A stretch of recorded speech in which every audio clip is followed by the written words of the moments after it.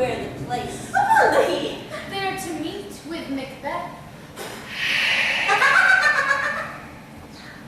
I come, Grey Malkin. Petty calls anon. Fair is foul and foul is fair. Hover through the fog and filthy air.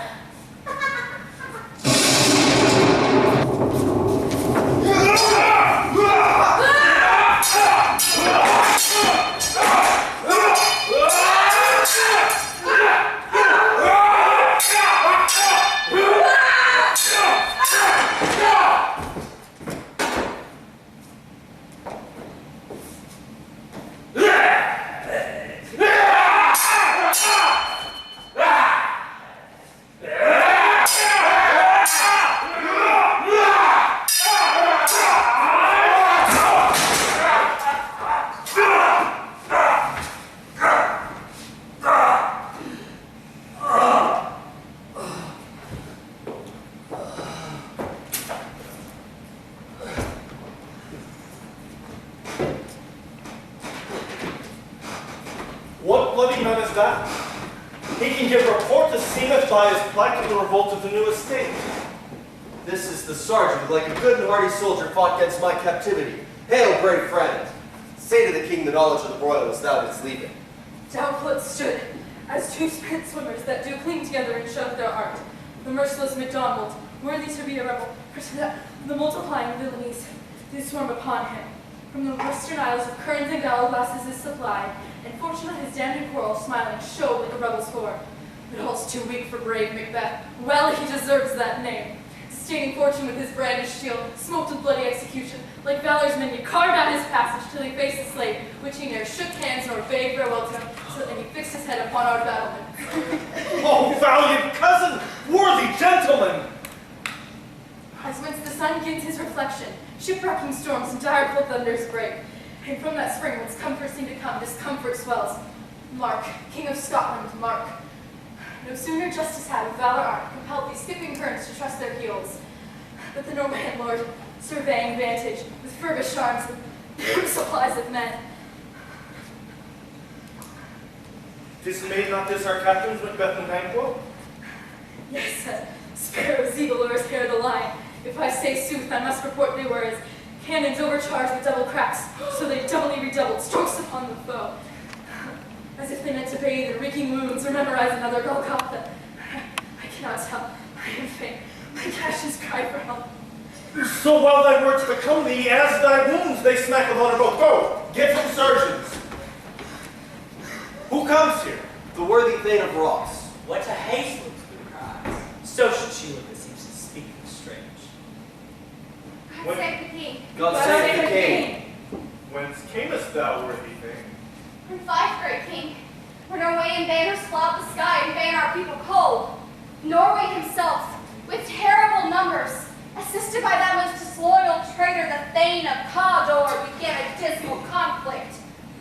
That Bellona's bridegroom lacked him in proof, confronted him with self-comparisons, point against point, rebellious arm against arm, curbing his lavish spirit, and to conclude, the victory fell on us. Great happiness! Now Sweno, the Norwegian king, craves composition. Nor would we dine him burial of his men. He dispersed with us at St. Holmes Inch $10,000 for our general use. No more that Thane of Cawdor shall betray our bosom interest. Go, pronounce his present death. And with his former title, greet Macbeth. I'll see it done.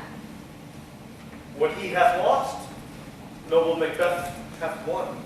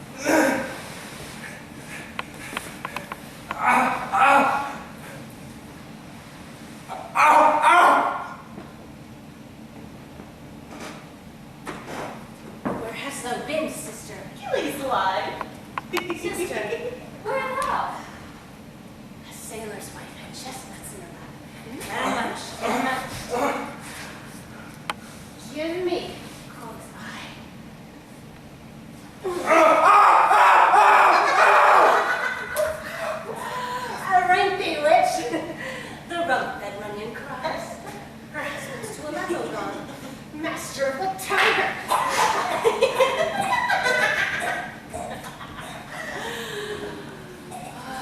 In the sieve, I'll further sail, and like a rat without a tail, I'll do, and I'll do. I'll give you a win, and I another. So have another. And the very ports they blow, and all the quarters that they know in the shipman's car. I'll drain him dry as hay. Sleep shall neither night nor day hang upon his penthouse lid. He shall live, a man forbid. Weary 7 nights, 9 times 9, shall he dwindle, peak, and pine. Those bark cannot lust, yet it shall be tempered. What could I have? Show me, show me! Here I have a pilot's thumb. Wrecked his homeward he did come. A John Macbeth did come. The weird sisters hand in hand, posters of the sea and land, thus to go about, thrice to thine, and thrice to mine, and thrice again to make up 9. Peace! The charm's wound up.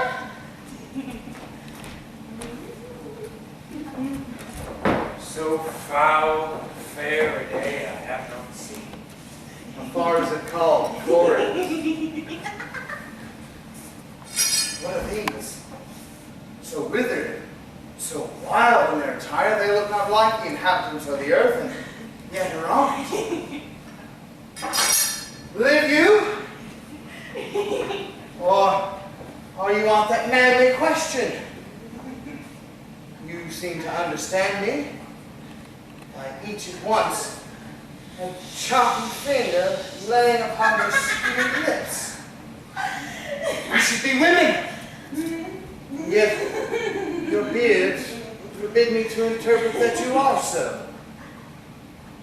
Speak if you can. What are you? All hail Macbeth. Hail to thee, Bane of Glam. All hail Macbeth. Hail to thee, Bane of Gondor. All hail Macbeth that shall be king hereafter. Good sir, why do you start and seem to fear things that do sound so fair? In the name of truth, are ye fantastical, or that which outwardly ye show? My noble partner you greet with present grace and great prediction, of noble having and of royal hope that he seems wrapped withal. To me you speak not. If you can look into the seeds of time and say which grain will grow and which will not, speak then to me, for I neither beg nor fear your favors. Hail, hail, hail, hail, hail, hail.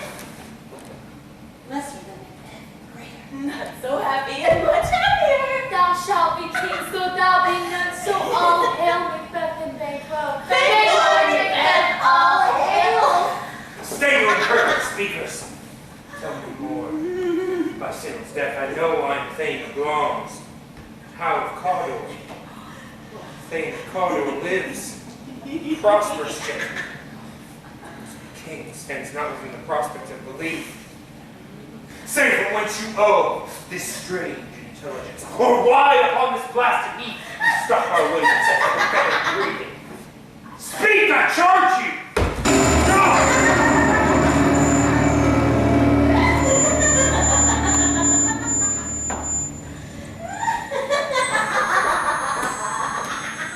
The earth bubbles as the water has, and these are of them. Whither have they vanished? Into the air. And what seemed corporeal melted like breath into the wind. Would they had stayed? Were such things here that we do speak about? Or have we eaten on the insane root that takes the reason prisoner? Children shall be kings. You shall be king. Oh, and Thane of Cawdor too, went it not so? To the self-same tune and words. Who's here? The king had happily received Macbeth the news of thy success. And when he reads over thy personal venture in the rebels' fight, his wonders and his praises do contain what should be thine or his. Silence for that. In viewing o'er the rest of the shout no way in ranks, nothing of fear of what thyself did make, strange images of death, as thick as tail can post with post, and everyone did bear thy praises in his kingdom's great defense, and pour them down before him. We are sent to give thee from our royal master thanks, only to herald thee into his sight, not to pay thee. And in earnest of a greater honor, he bid me, from him, name thee Thane of Cawdor. For hail, most worthy Thane, for it is thine. What, can the devil speak true? The Thane of Cawdor lives. Why do you dress me in borrowed robes? Who was the Thane lives yet, but under heavy judgment bears this life which he deserves to lose. Whether he was combined with those of Norway, or did line the rebels with hidden help and advantage, or that with both he labored in his country's wrack, I know not. But treason's capital, confessed and proved, have overthrown him. Lungs. Thane of Cawdor. Greatness is behind. Thanks for your pains. Do you not hope your children shall be kings, when those who promised the Thane of Cawdor to be promised no less to them? That trust in God, he might yet enkindle you unto the crown, besides the Thane of Cawdor, but it is strange. And oftentimes, to win us to our harms, the instruments of darkness tell us truths, win us with honest trifles, to betray us in deepest consequence. Cousins, a word, I pray you. Two truths are told as happy prologues to the swelling act of imperial theme. This supernatural felicity cannot be ill, cannot be good. If ill, why that give me such earnest of success, commencing in a truth? I am Thane of Cawdor. If good, why do I yield to that suggestion whose horrid image doth unfix my hair and make my seated heart knock at my ribs against the use of nature? Present fears are less than horrible imaginings. My thought, whose murder yet is but fantastical shape, so my single state of man that functions smothered in surmise, and nothing is but what is not. Look how our partner is wrapped. If chance would have me king, why, chance may crown me without my stir. New honors come upon you, much like our strange garments, cleave not to their mold, but with the aid of use. Come what come may, time and the hour runs through the roughest day. Worthy Macbeth, we stay upon your leisure. Give me your favor. My dull brain was wrought with things forgotten.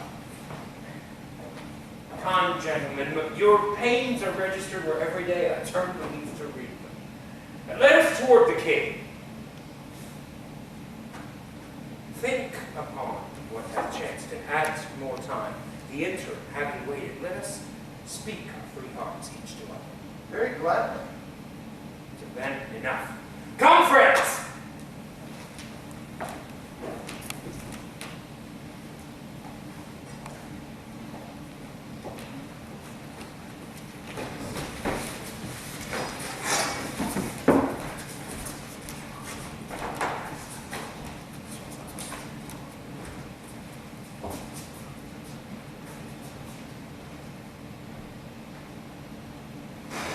Execution done on Cawdor are not those in commission yet returned.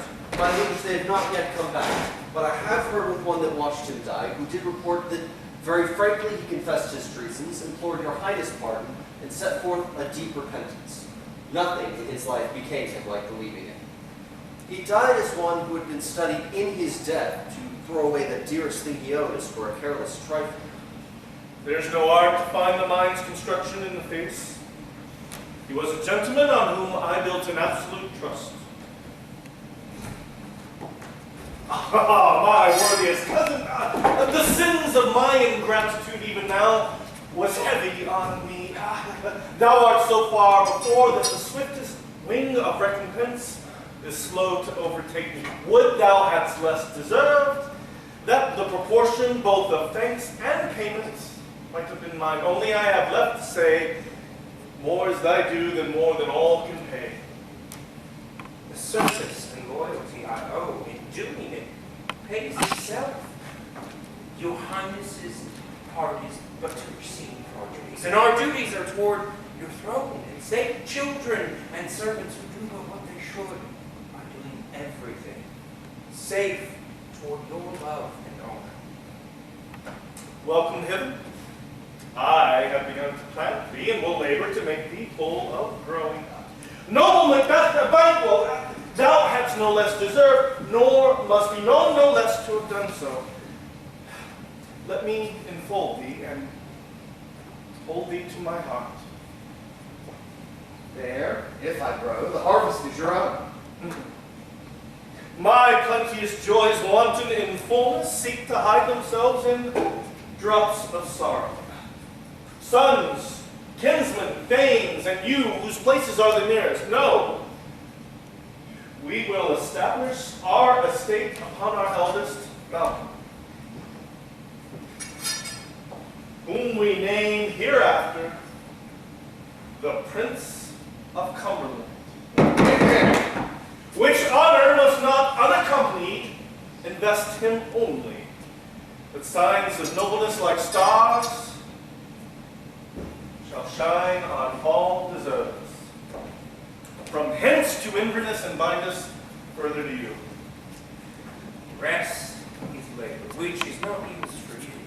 I'll be myself the harbinger and make joyful the hearing of my wife with your approach. So I'm going to take my leave. My worthy colleague.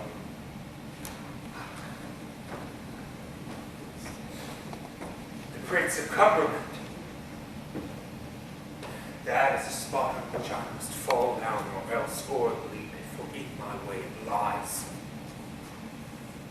Stars, hide your fires. Let not light see my black and deep desire. Let the eye wink at the hand, yet let that be which the eye fears when it is done to see.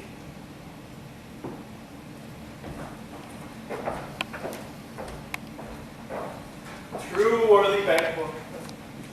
He is full, so valiant, and in his commendations I am fed. It is a banquet to me. Let's after him, whose welcome has gone before to bid us welcome.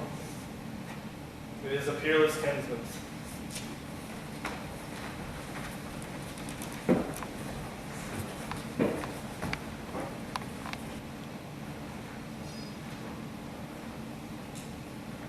It met me in the day of success, and I have learned by the perfectest report they have more in them than mortal knowledge. When I burned and desired to question them further, they made themselves aware into which they been. While as I stood, wrapped in the wonder of it, came message from the king, who all hailed to meet the Thane of Condor. I wished to have before these dear sisters saluted me, and referred me to the coming on of time who hail, King that shall be. This have I thought good to deliver thee, my dearest partner of greatness, that thou mightest not lose in the dews of rejoicing, by being ignorant of what greatness is promised thee. Lay it to thy heart. Farewell. Long as thou art, and Condor, and shalt be what thou art promised. Yet too I fear thy nature. It is too full of the milk of human kindness to catch the nearest way. Thou wouldst be great, are not without ambition, but without the illness contended. When thou wouldst highly, that wouldst thou hollowly, wouldst not play false, and yet wouldst strongly win. Thou must have great lungs, that which cries, but thus thou must do if thou have it, and rather that which thou dost fear to do, wishes should be undone. Hie me hither, that I may pour my spirits in thine ear, and chastise with the valor of my tongue all that impedes thee from the golden round, which fate in the physical aid doth seem to have thee crowned with all. What is your tidings? The king is coming here tonight. Thou art mad to say it. Is not thy master with him, who wert so and have informed for preparation? So please you, it is true, our Ben is coming. One my followers had the spirit of him, who, almost dead of faith, could hardly, scarcely make up his words. Give him 10 minutes. He brings great news.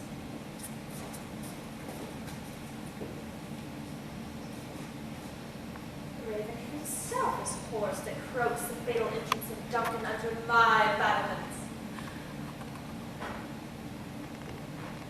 Come, you spirits that tend on mortal thoughts, unsex me here, and fill me from the crown to the toe, top full of direst cruelty.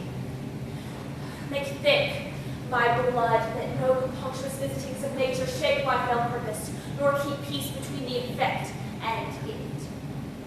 Come to my woman's breast and take my milk for gall, you murdering ministers, or ever in your sightless substance you wait on nature's mischief. Come, thick night, that my keen knife see not the wounded face, nor have it peep through the blanket of the dog to cry, hold! Hold! Wait, worthy Commodore, greater than both by the all-hail hereafter. Thy letters have transported me beyond this ignorant present, and I now feel the future in the instant. Dearest love, Duncan comes here tonight. And when goes hence? Tomorrow, as he purposes. Never shall sun that tomorrow escape. My fate is as a book where men may read strange matters. To beguile the time, look like a top. Bear welcome in your eye, your hand, your tongue. Look like the innocent flower, and be a serpent under it. He that's coming must be provided for, and you shall leave this night's great business into my dispatch, which shall to all our nights and days to come give solely sovereign sway and mastery. We will speak further. Only look up clear. To alter favor ever is to fear. Leave all the rest to me.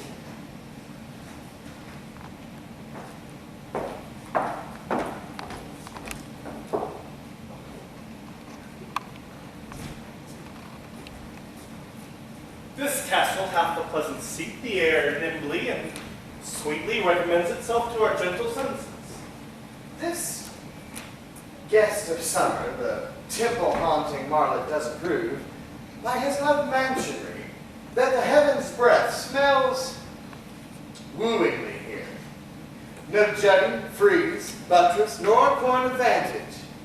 But this bird hath made his pendant bed and procreant cradle, where they most breed and haunt, I have observed, the air is delicate. See our hostess. The love that follows us and sometimes is our trouble, which still we thank with love. Herein I teach you how you shall bid God heal us for your pains and thank us for your troubles. All our service in every point twice done and then done double, we're poor and single business to contend against those honors even broader in your majesty loads our house. For those of old and late dignities heaped up to them, we rest your hurts. Where is the Thane of Cawdor? We coursed him at the heels and had a purpose to be as purveyor, but he rides well. And his great love, sharp as his spur, hath holp him to his home before us. Fair and noble hostess, we are your guests tonight. Your servants ever have theirs themselves, and what is theirs in common? To make their audit at your highness's pleasure, still to return your own. Give me thy hand. Conduct me to mine host. We love him highly and shall continue our graces towards him. By your leave, hostess.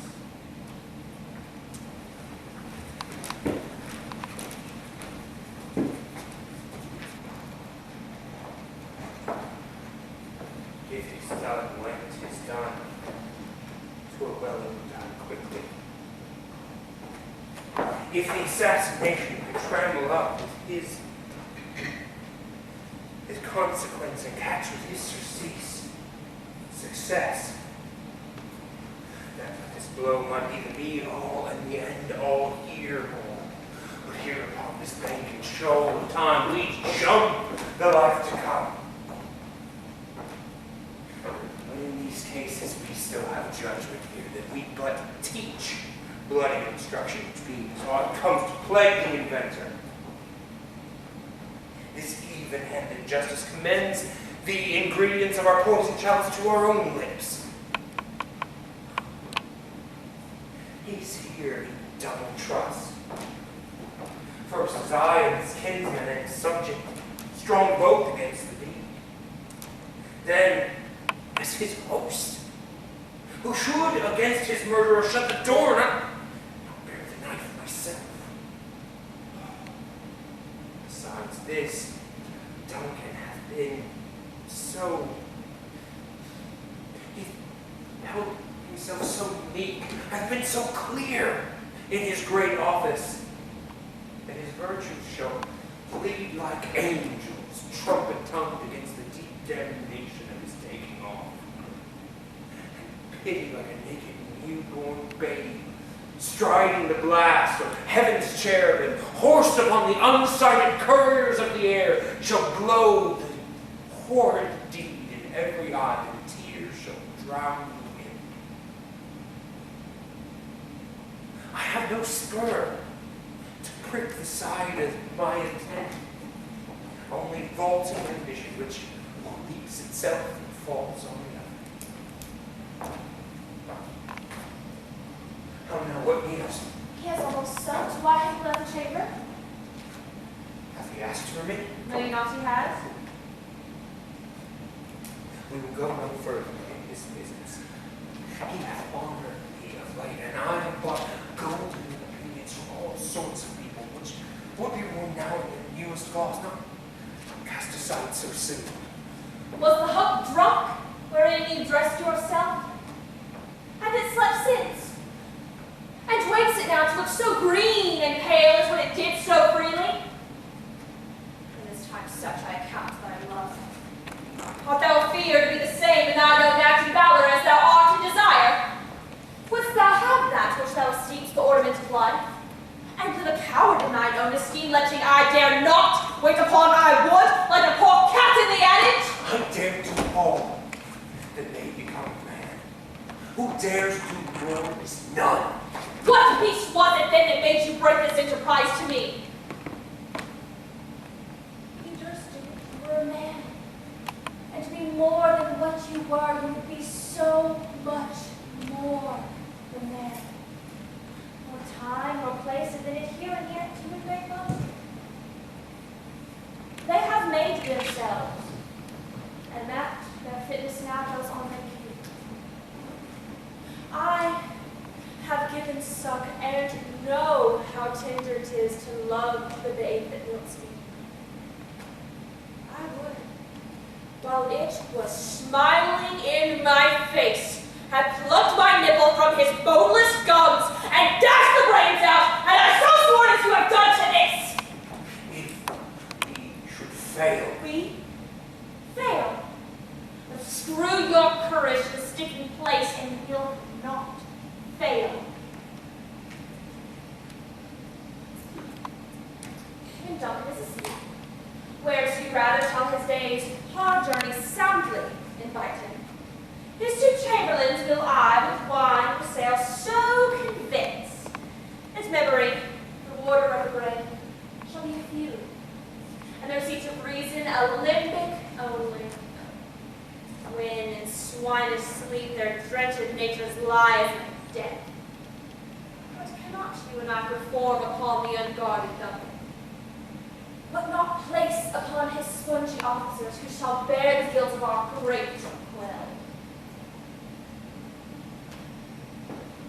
Bring forth men, children only, for thy undaunted veil should compose nothing but males. Will it not be received when we have marked with blood those sleepy two of his own chamber, that they have done? Who dares receive it other, as we shall make our griefs and clamor roar upon his dead? I am sad.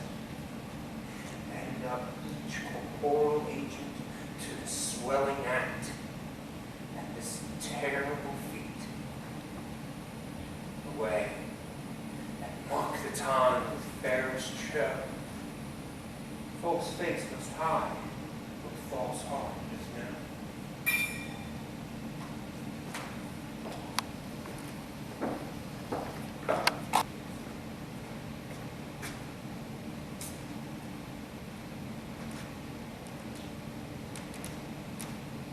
How goes the night, boy? The moon is down. I have not heard the clock. She goes down at 12. I take it as later then. Hold. Take my sword.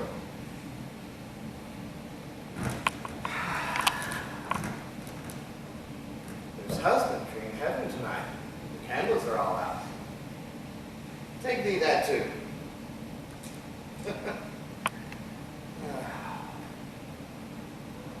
Heavy burden lies like lead upon me, yet I would not sleep.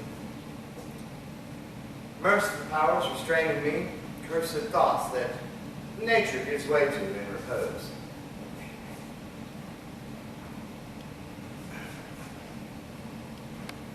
Give me my sword. Who's there? A friend. What? What? Sir, not yet at rest? The king's abed. He hath been in most unusual pleasure and sent forth great largesse unto your offices. This diamond, he greets your wife withal by the name of most kind hostess, and shut up in measureless content.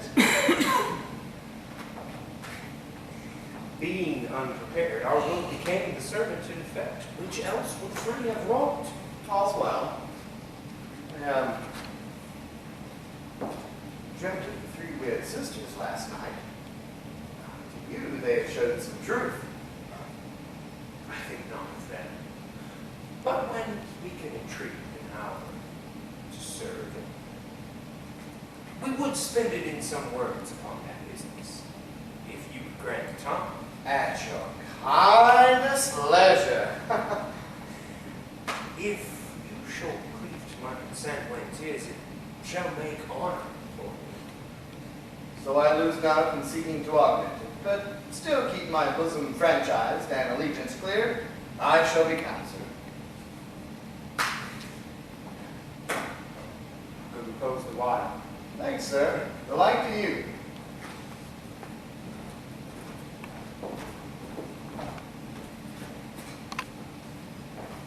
Go with thy mistress. When my drink is ready, she struck upon the bell. Get his bed.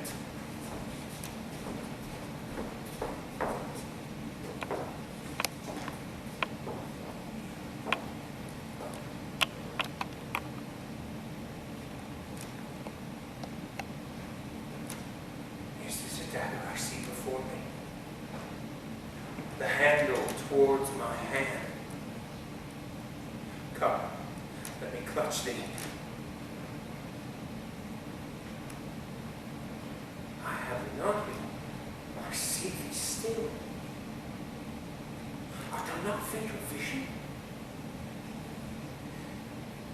Sensible to feeling as to sight? Or art thou but a dagger of the mind, a false creation proceeding from the heat-pressed brain?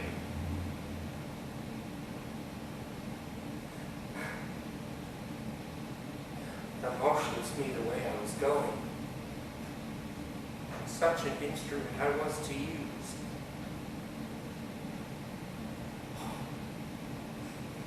Mine eyes are made fools of the other senses. Or else worth all the rest, I see thee still. And the blonde I blade in dudgeon, gouts of blood, which was not so before.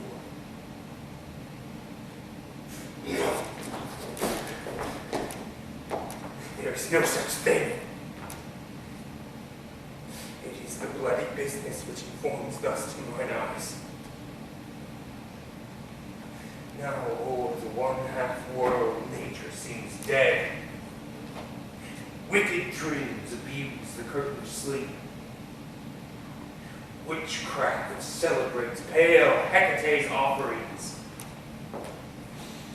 Withered murder alarmed by the sentinel wolf, whose howls his watch thus with his stealthy pace, with Tarquin's ravishing strides toward his design, moves like a ghost.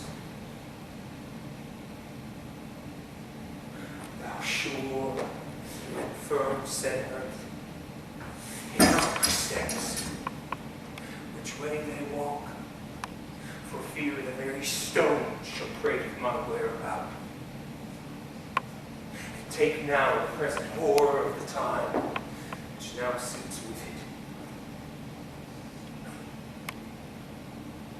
Whilst I threat he lives, words the heat indeed too cold breath gives. I go, and it is done. The bell invites me. Hear it not, Duncan, for it is a knell that summons thee to heaven or to hell.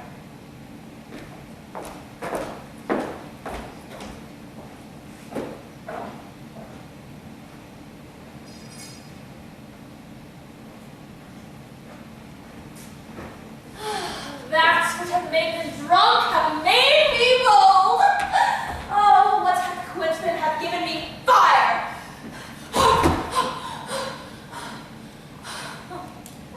Peace. Oh, it was the owl of the street. Fatal bellman. Cheers the sternest good night. He is about it. The doors are open as her fated grooms do mock their charge with snores. I have drugged their posses that death and nature do contend about them whether they live or die. Who's there? We're home. I'm afraid they have awakened and 'tis not done. The attempt about the deed confound us. Hark! I laid our daggers ready, he could not miss them. Had he not forsaken my father as he slept, I had done it.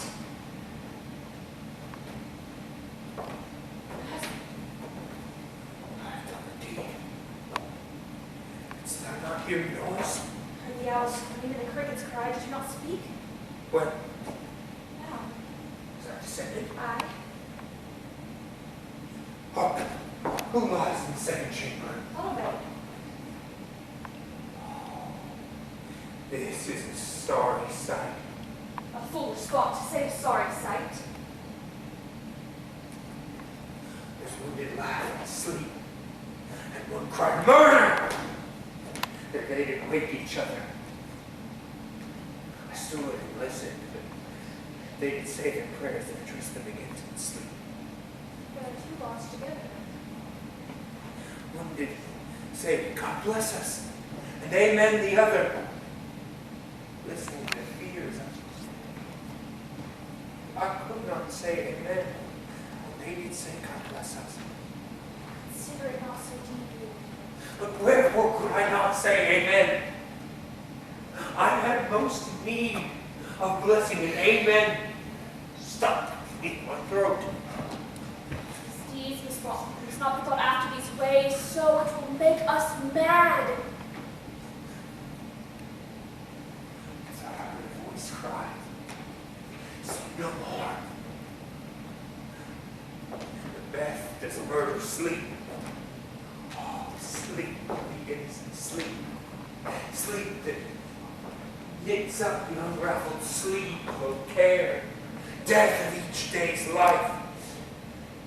Sore labors back the balm of hurt minds. Chief nourisher in life's great feast.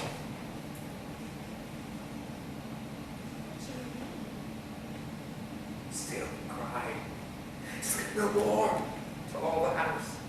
Globes have murdered sleep, and therefore Carter shall sleep no more. Macbeth shall sleep no more! Who was it that thus cried?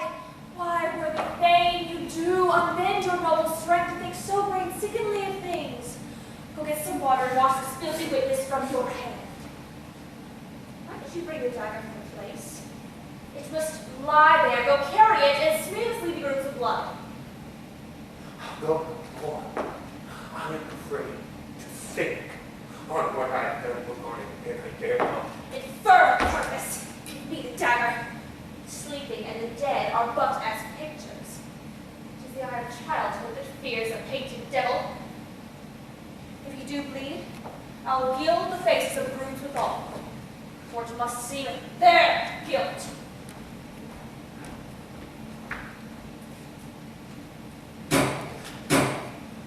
Whence is that knocking?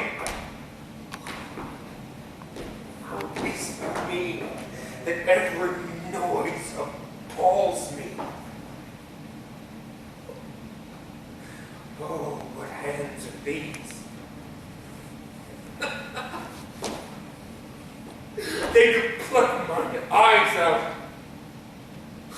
Will all great Neptune's ocean wash clean this blood from my hands? No. These my hands will rather the multitudinous seas incarnadine, making the green warm red.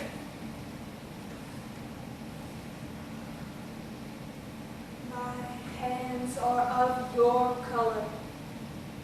Shame to wear a heart so white. I hear a knocking without entry. Retire into our chamber. Then water clears us of this deed. How easy it is then! Your constancy hath left you unattended. Hark, more knocking. Put on your nightgown, lest occasion call us and show us to be watchers. Be not lost so poorly in your thoughts! No, my deed, 'twere best not know myself. Wake Duncan with thy knocking! I would have closed.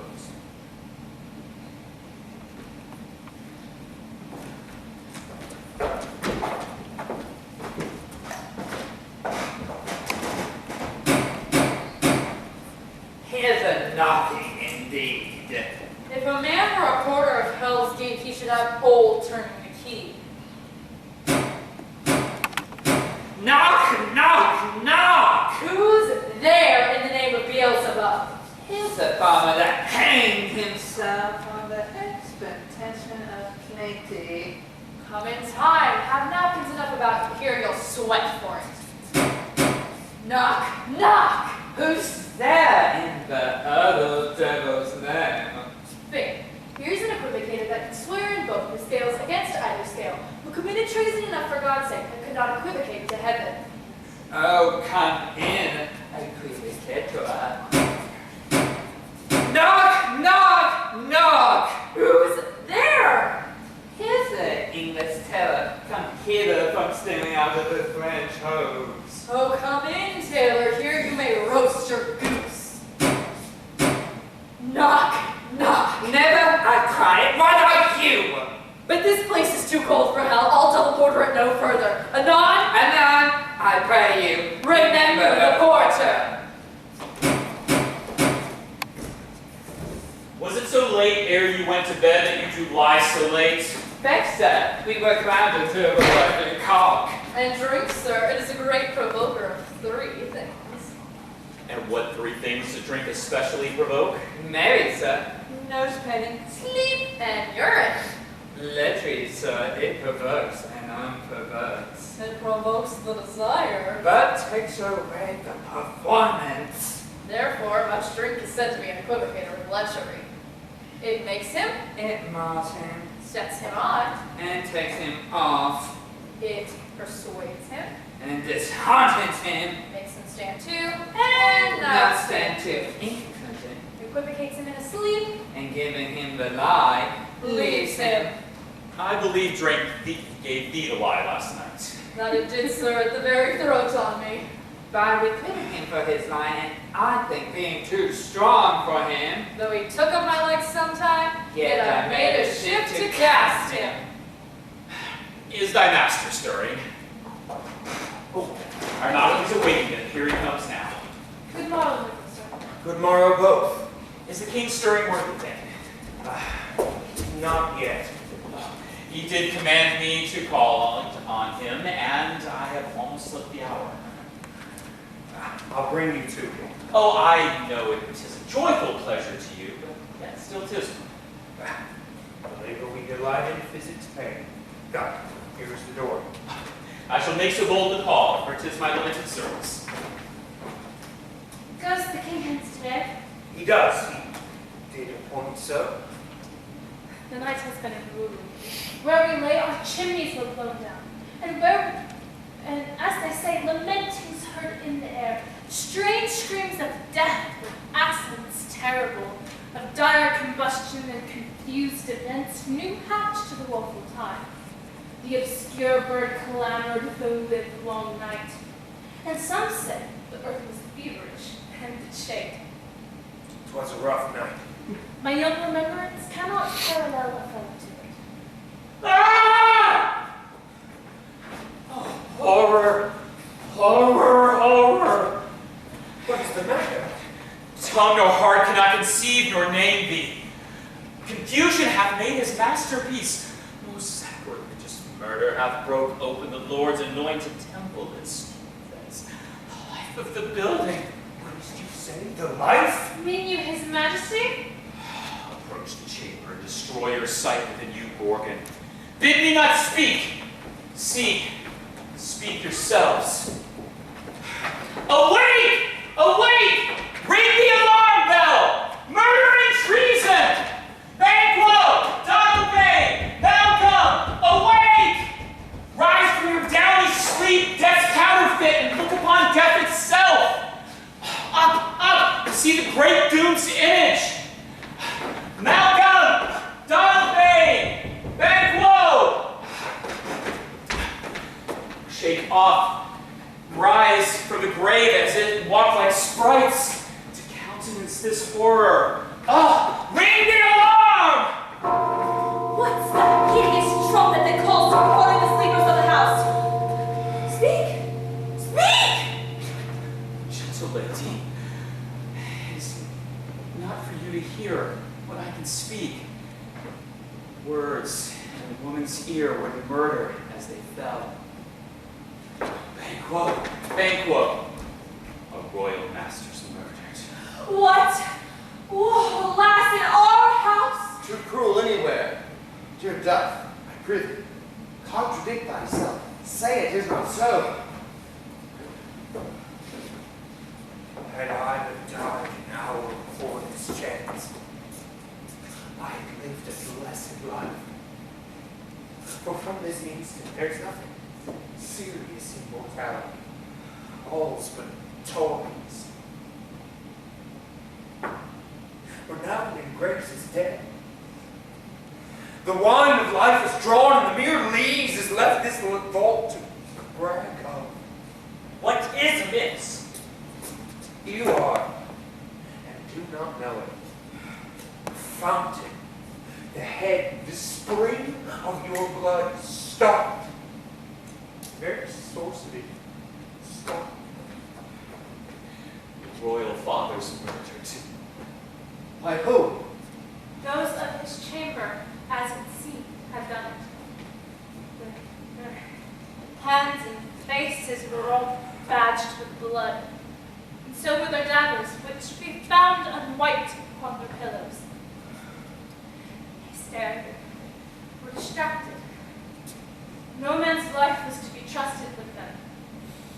Oh, yet I do repent me of my fury that I should kill them. Wherefore did you so? Who can be wise, amazed, temperate, furious, loyal, and neutral in a moment? No man. The expedition of my violent love outrun the pause of reason. There lay Duncan, his silver skin laced with his golden blood, and his gashed stabs looked like a breach in nature for ruin's wasteful entry. There the murderers steeped in the colors of their trade, their daggers unmannerly breached with gore. Who could refrain? That had a heart to love, and in that heart courage to make love known. Oh, me hands! Oh! See to the lady. Why do we hold our tongues that others might make this argument for our own? What should be spoken were our fate, hidden under a hole, may rush and seize us. Let's away, our tears are not yet bruised. Nor our strong sorrow upon the foot of motion. Look to the lady. When we have our naked frailties here, to suffer an exposure, let us meet and question this most bloody piece of work and know it further. Fears and scruples shake us. The great hand of God I stand, and thence against the undivulged pretense I fight of treasonous malice. And so do I. So all. Let us briefly put on manly readiness and meet in the hall together.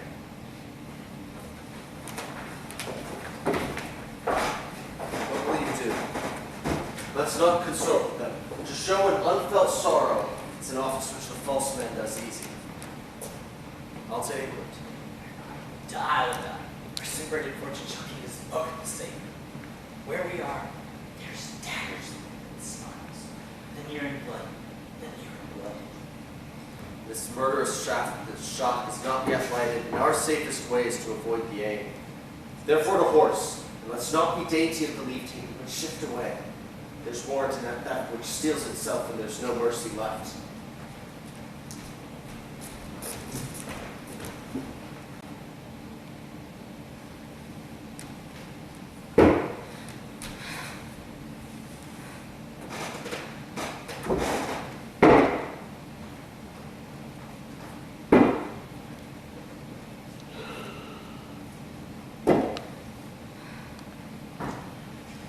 Threescore-and-10 I can remember well, within which time I have seen hours dreadful, things strange.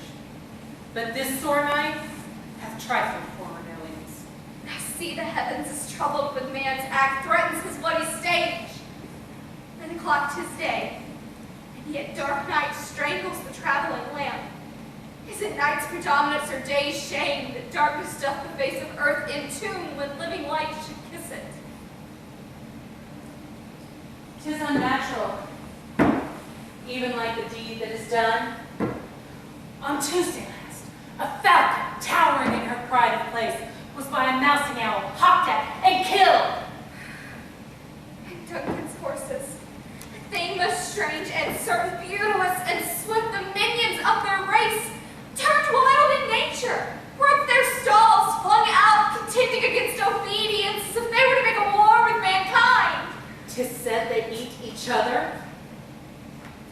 They did so, to the amazement of mine eyes that looked upon it. Here comes the good Macbeth. How goes the world, sir, now? Why, see you not? Is it known who did this bloody deed? Those that Macbeth hath slain. Alas, the day, what good could they pretend? They were suborned. Malcolm and Donalbain, the king's 2 sons, were stolen away and fled. This puts on them suspicion of the deed. Against nature still, thriftless ambition, thou raven of thine own lies means. It is most like the sovereignty will fall upon Macbeth. He is already named and gone to Scone to be invested. And where is Duncan's body? Carried to Cornhill, the storehouse of his predecessors, and the guardian of their bones. Will you Scone? No, cousin, I'll to Fife. Fly will thither. Well, may you see well done there. Adieu, lest our old robes sit easier than our new. Farewell. God's benison go with you, and with those that were good of bad, and friends of foes.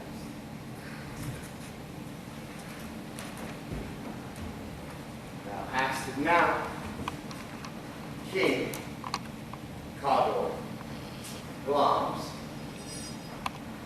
all as the weird women promised.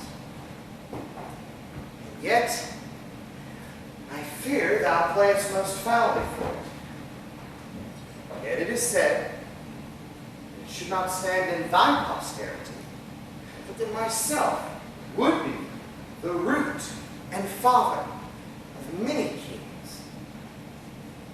If there come truth from them, as upon thee, Macbeth, their speeches shine, why by the verities upon thee make good? May they not be my oracles as well, and set me up in hope?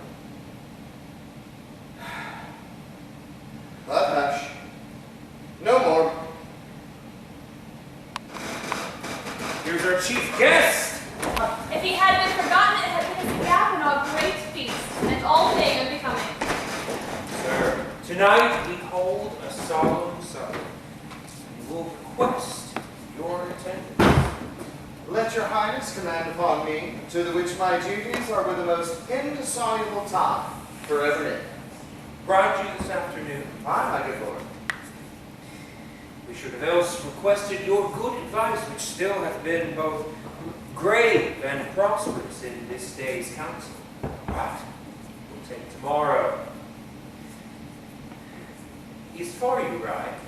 Aye, my lord, as far as would fill at the time twixt now and supper. Gun on my horse the better, I must become a borrower of the night, for a dark hour or twain. Fail not our feast. My lord, I will not. We hear our bloody cousins are bestowed in England and in Ireland, not confessing their cruel parricide. They fill their hearers with strange inventions. By that tomorrow, when therewithal we shall find cause of state craving jointly. I to horse adieu till we return this evening. Goats flails with you. Aye, my lord, our time does call upon us. Well then, I wish your horses swift and sure of foot, and so I do commend you to their backs. Farewell.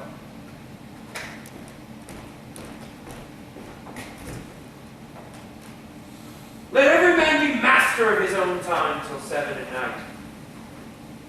To make society a sweeter welcome. We'll keep ourselves till summertime alone. While then, God be with you. Sirrah, a word with you.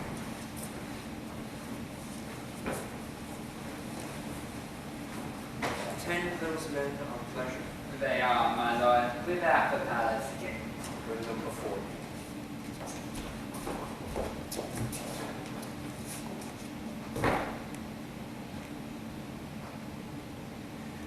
To be thus is nothing, but to be safely thus. Our fear of Banquo sticks deep, and in his royalty of nature he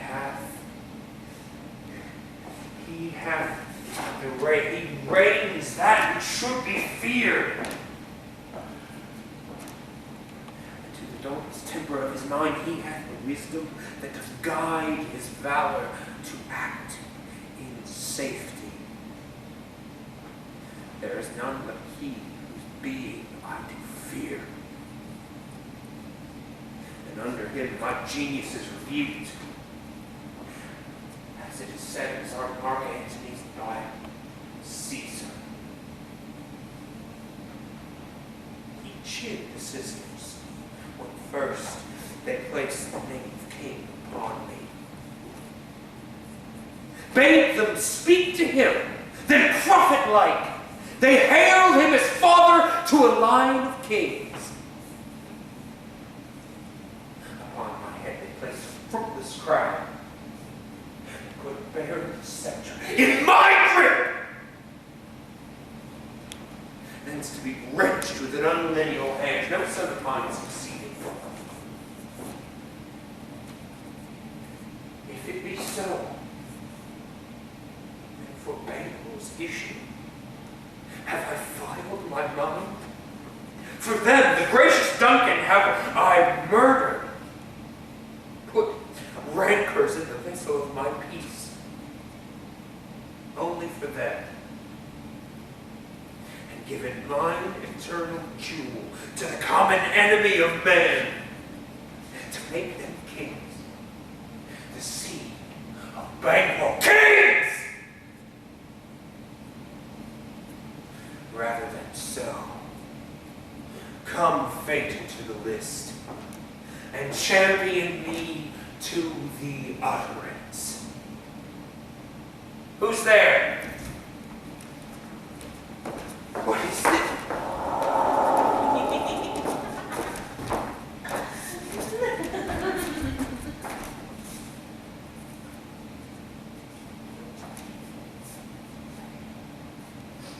Stand by the door. Wait till we call. Was it not yesterday we spoke together? It was, so please, Your Majesty. Mother, have you considered of my speeches?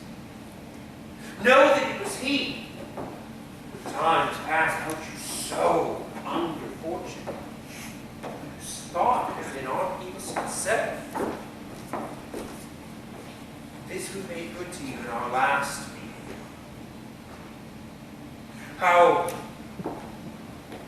you were born in hand,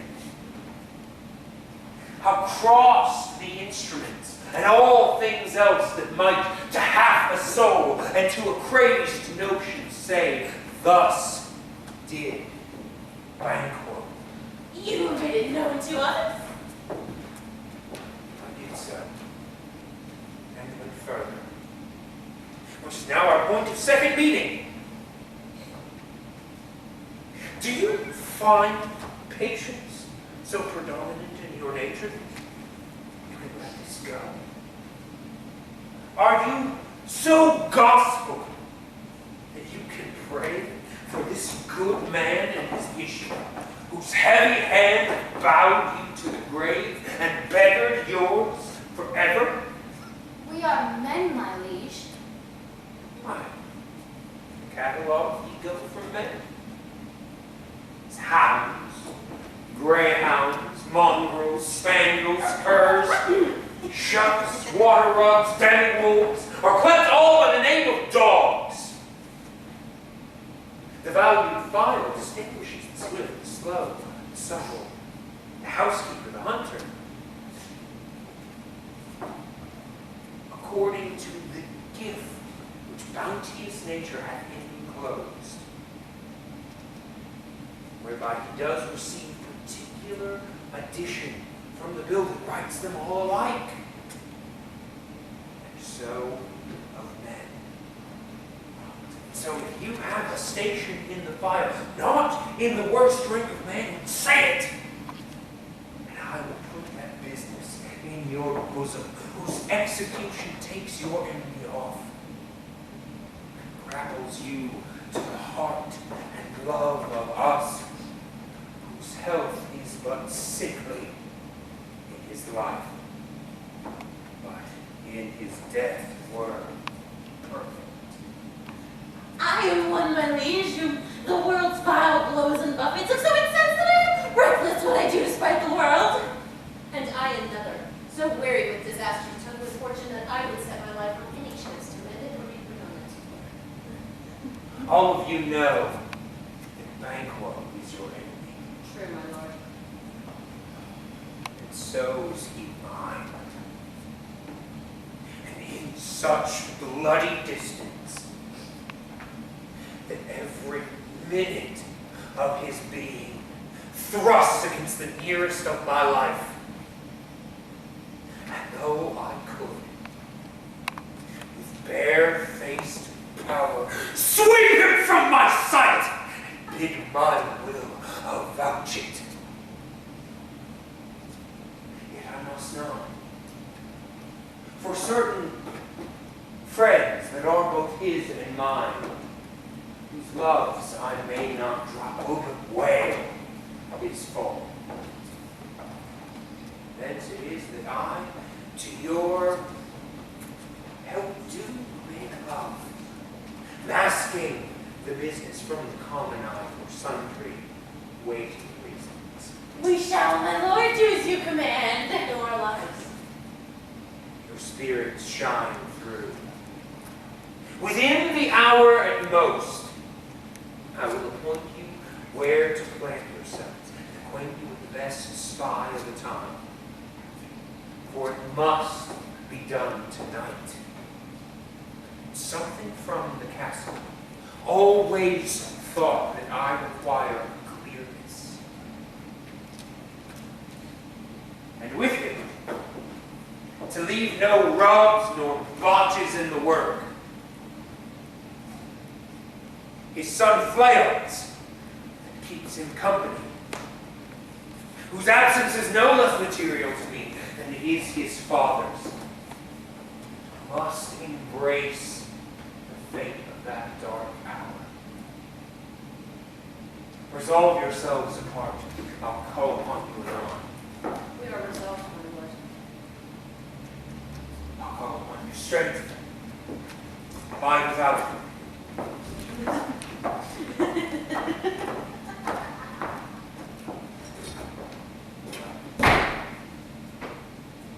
It is concluded, Banquo. Thy soul's flight, if it find heaven, must find it out tonight.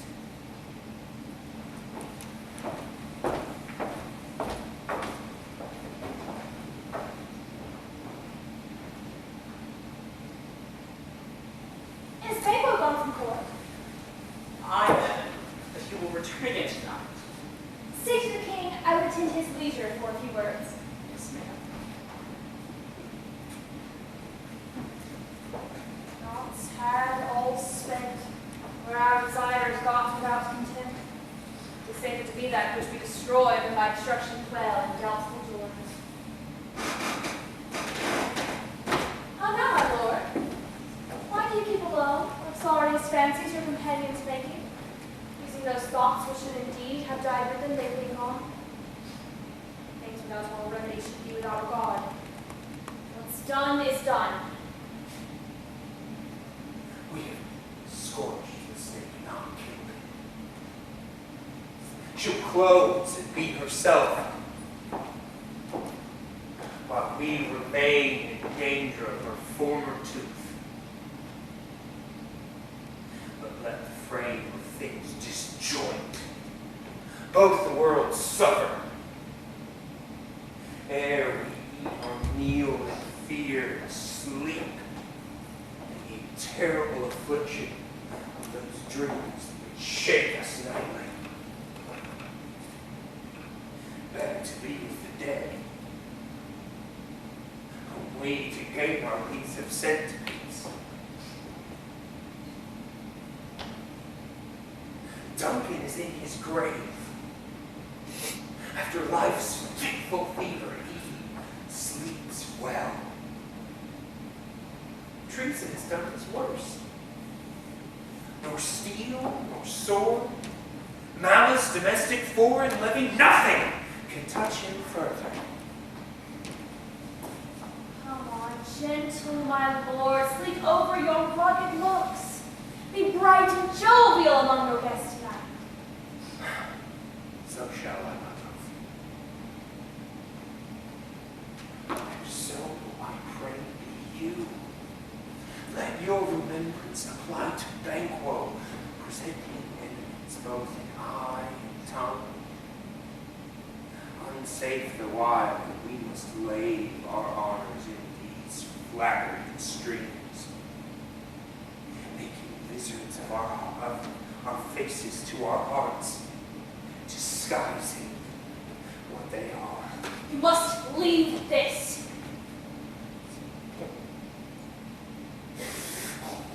Full of scorpions is my mind, dear wife. Thou knowest that Fleance, Banquo and his Fleance lives. Within the nature's copies not to turn. There's some comfort yet. They are assailable. Then be thou charmed. Ere the bat hath flown his cloistered flight, ere to black Hecate summons the shard-born beetle with his drowsy hums hath rung night's yawning peal, there shall be done a deed of dreadful note. What's to be done?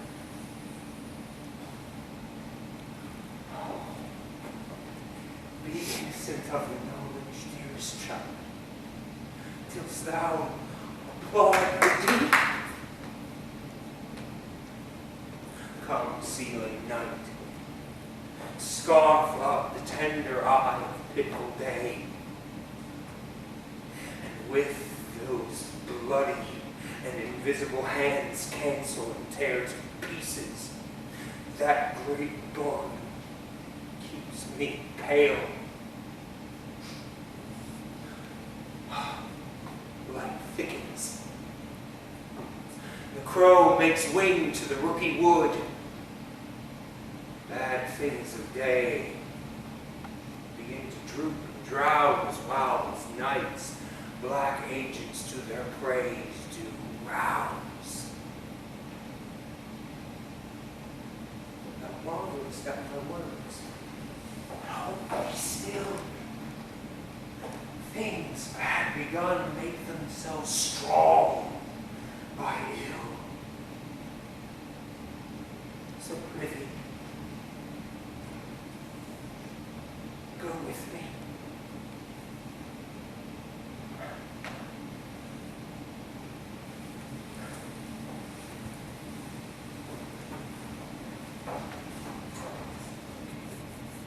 The west yet glimmers with some streaks of day. Now spurs the lated traveler apace to catch the timely end. When near approaches, the subject of our watch.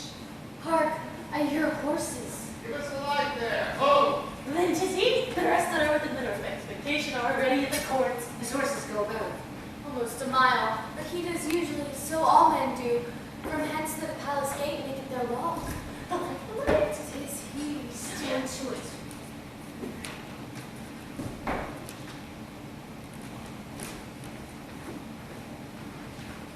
It will be rain tonight. Let it come down. Ah! Treachery! Fly! Fly! Fly! Ah! The man's revenge! Ah! Oh, slave!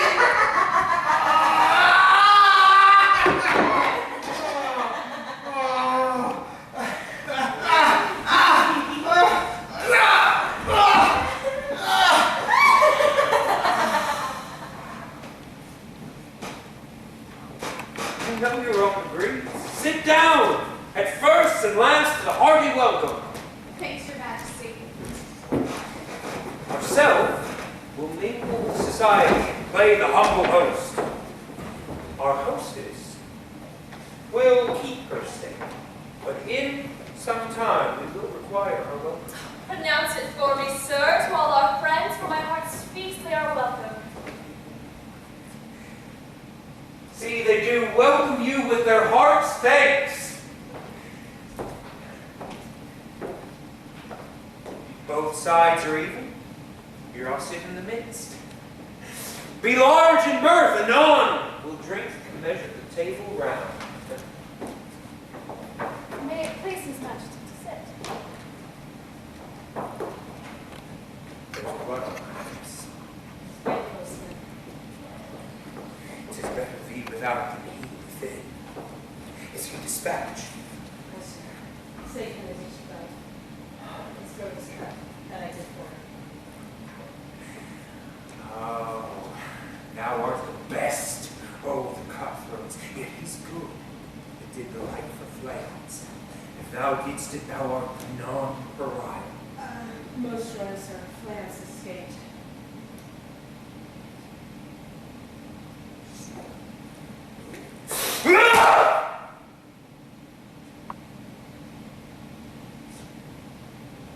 Then comes my fit again. I had else been perfect, whole as the marble, founded as the rock. But now I'm cabined, cribbed, confined, bounded to saucy doubts, fears. But Banquo is safe. Safe in the ditch he lies with 30 trenchant gashes on his forehead. The least a very dense nature. Thanks for that. There the serpent lies dead. The worm that's escaped hath nature in him, and in time will venom breed.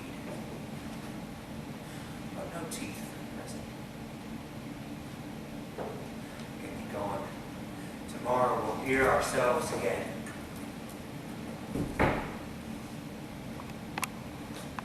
The royal lord, do not give the cheer. The beast is sold that is often bound.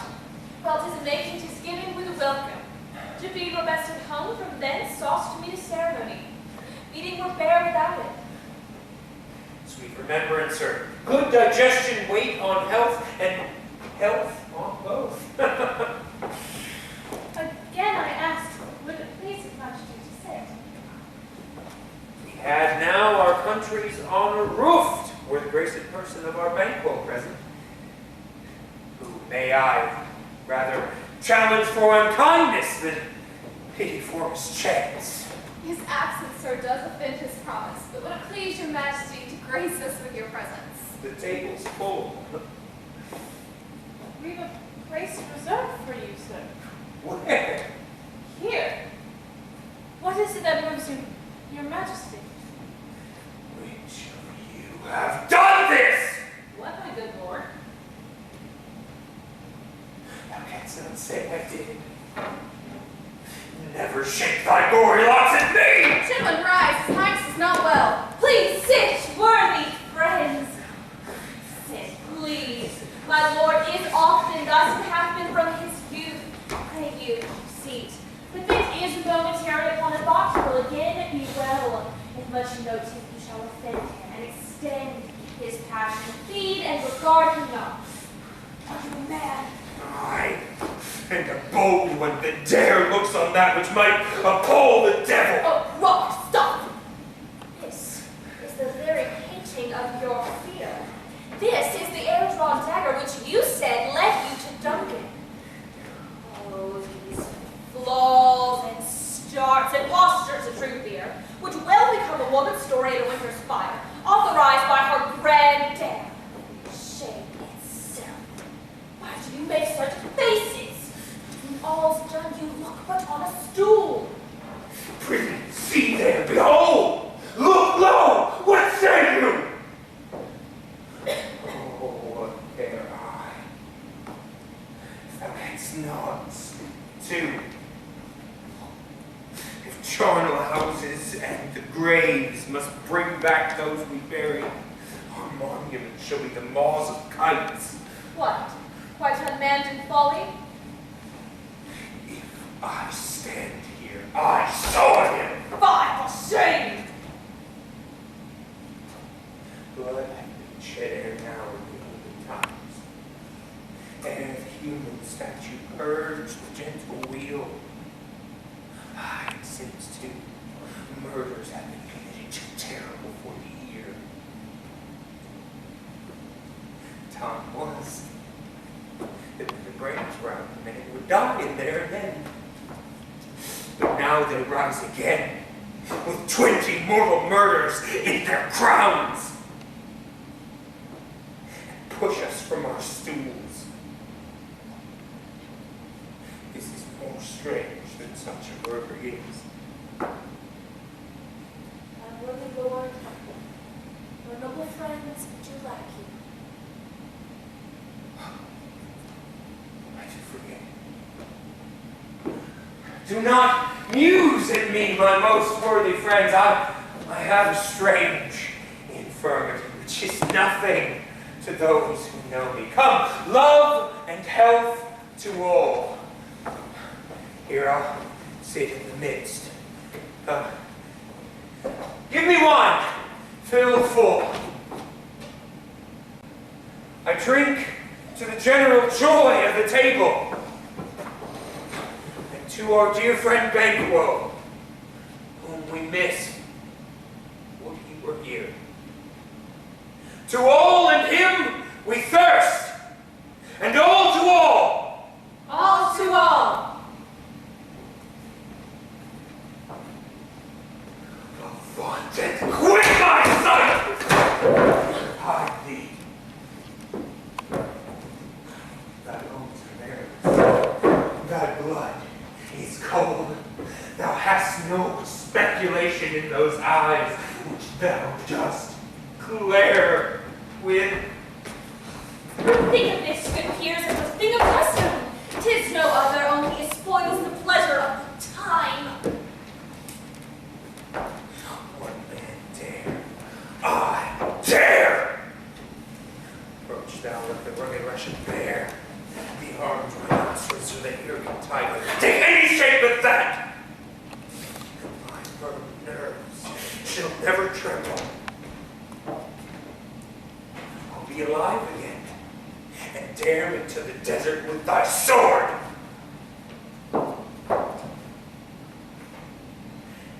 trembling I inhabit.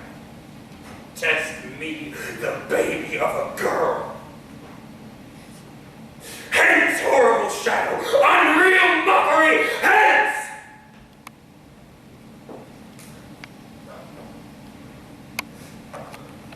By so being gone, I am a man again. Pray you, sit still. You have displaced the mirth, broke the good meeting, with the most admired disorder. Such things be.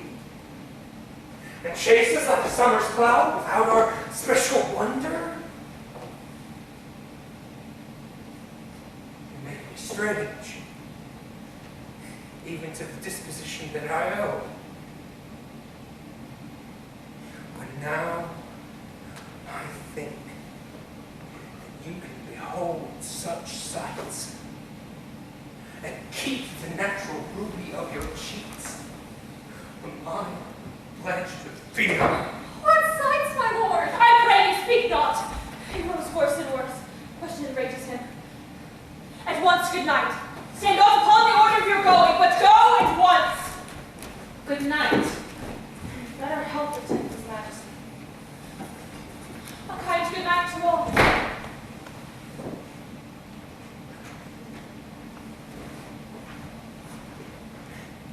It will have blood, they say.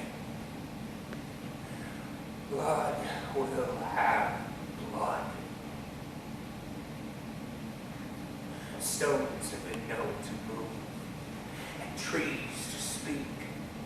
Augurs in understood relations have by magpies and choughs brought forth the secretest man of blood. What is that? What is the night? Almost at odds with morning, which is which? How sayest thou that Macbeth denies his person at our great bidding? Did you send to him, sir? I hear it by the way. But I would say, there's not one of them, but in his house I have a servant. I will tomorrow. At times I will to the weird sisters. They shall tell me more, for now I am bent to know by the worst means the worst. For mine own good, all causes shall give way. My head in blood so stepped that should I wade no more, turn were as tedious as go o'er. Strange things I have in mind that will to hand, which must be acted ere they may be scanned. You lack season of all natures. Sleep.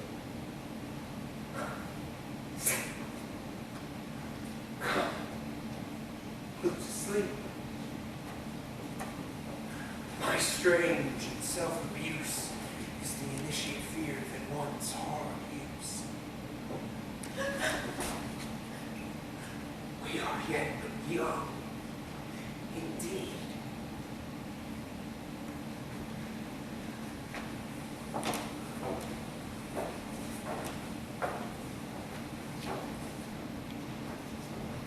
My former speeches have but hit your thoughts, which can interpret farther.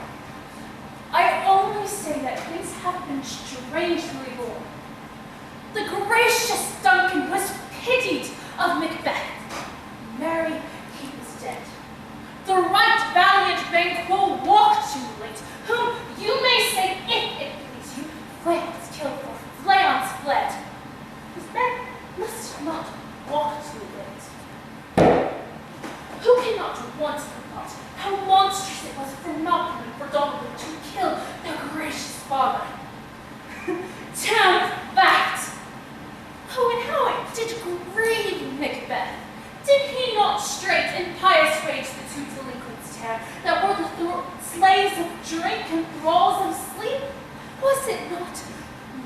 nobly done.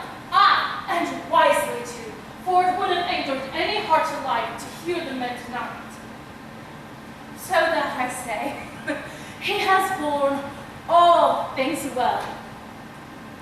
I do think that had he Duncan's sons under his key, and please heaven that he should not, they would know what it were to kill a father. So should Clarence. But peace, for from broad words and because he failed his presence at the tyrant's feast, I hear Macbeth lives in disgrace. Sir, can you tell me where he bestows himself? The son of Duncan, from whom this tyrant holds the due of birth, lives in the English court, and is received of the most pious Edward with such grace that the malevolence of fortune nothing takes from his high respect. Thither Macbeth is gone to pray the holy king upon his aid to wake Northumberland and warlike seaward, that with their help, and him above to ratify the work, we may again give to our tables meat, sleep to our nights, free from our feasts and banquets, bloody knives, do faithful homage, and receive free honors, all which we pine for now. And this report has so exasperated the king that he prepares for some attempt of war. Sent he to Macbeth? He did. And with an absolute "sir, not I," the cloudy messenger turns me his back and hums, as who should say, "You'll rue the time that clogs me with this answer." And that might well advise him to a caution to hold what distance his wisdom can provide. Some holy angel fly to the court of England and unfold his message ere he come, that a swift blessing may soon return to this our suffering country, under a hand accursed. I'll send my prayers.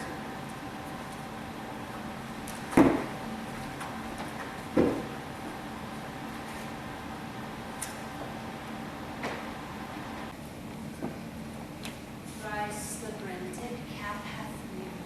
Thrice and once the hedge made wide, our beer cries, "'Tis time, 'tis time."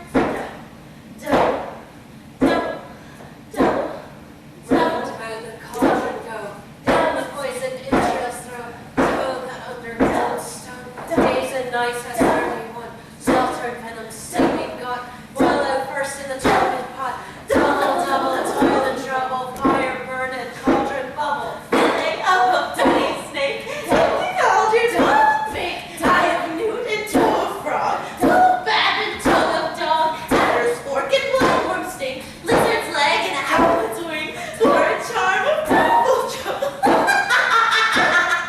Like a hell rub, boil and bubble, double, double, toil and trouble, fire burn and cauldron bubble, Scale of dragon, tooth of wolf, witch's mummy, dun gull, of the ravine, salty shark, toad of hemlock, down in the dark, liver of blaspheming Jew, bowl of goat and slips of yew, slivered in the moon's eclipse, nose of Turk and Tari's lips, timber of burst, strangled babe, pinch delivered, body drab, take the gruel, thinking slab, gather to a tiger's children, thinking ingredients, or cauldron, double, double, toil and trouble, fire burning, cauldron bubble, fill it with a babbling blood, and the charm is firm and good. The pricking of my thumbs, something working this way comes. Open, locks, whoever knocks. How now you see black and midnight hags. What is to you two? A tea without a name. I conjure you by that which you profess, howe'er you come to know it. Answer me, even till destruction sickens. Answer me to what I ask you. Speak, demand. will answer. Say it, I'd rather hear it from our mouths or our masters. Come, let me see. Pour in sow's blood that had been your 9 pharaoh. Grease that sweat and the murderers give it, throw into the flame. Come high or low, thyself in office, deathly show.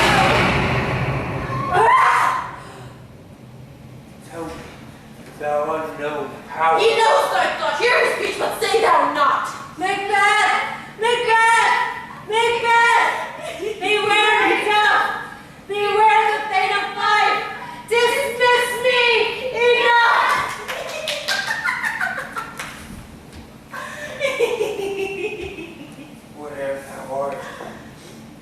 thy great caution thanks.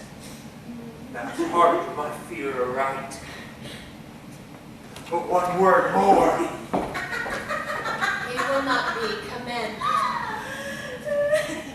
Here's another, more potent than the first.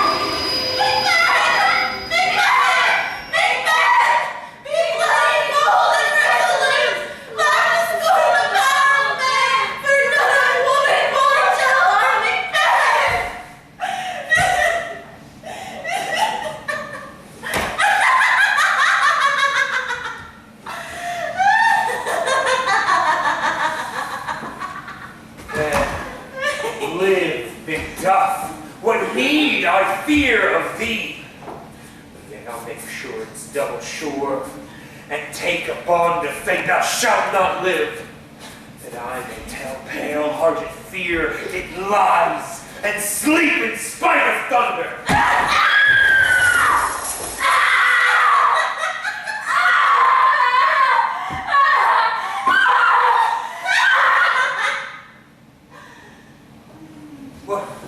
What is this that rises like the issue of a king, and upon his baby brow the round and top of sovereignty?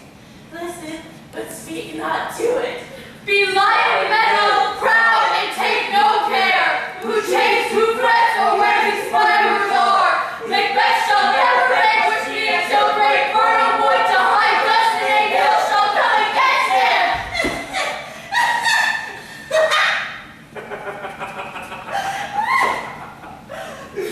That shall never be! Who can impress the forest? Bid the tree unfix thy earthbound root! Oh, sweet bowman's foot! Rebellion's head rise never, till the wood rise. Oh, and high-placed Macbeth shall live the lease of nature, and give his breath to time and mortal custom. Yet my heart throbs to know one thing more. Will Banquo's issue ever reign in this kingdom? Seek to know no more. I will be satisfied. Deny me this, and an eternal curse upon you. Let me know. Why sings the chorus of songs? What is this noise?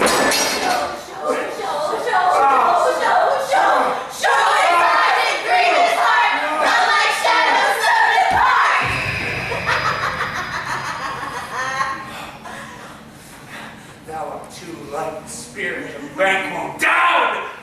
Oh, thy crown to sear my eyeballs, and thy hair, thou gold-bound brow, is like the first, and the third is like the former. Filthy hags, why do you show me this? Full, stark eyes. What will the line stretch out to the crack of doom? Another yet. A seventh? I'll see no more. And yet the eighth appears. It bears a glass which shows me many more.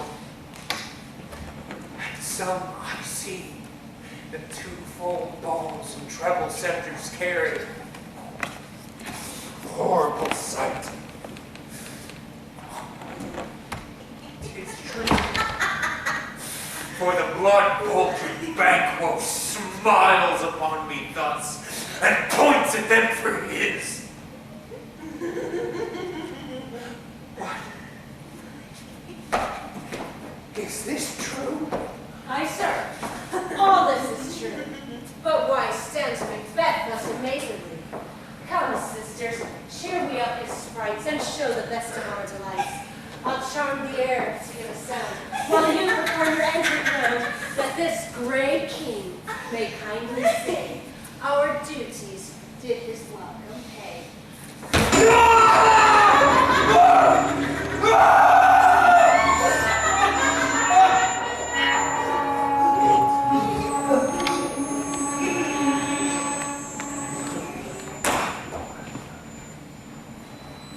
Where are they?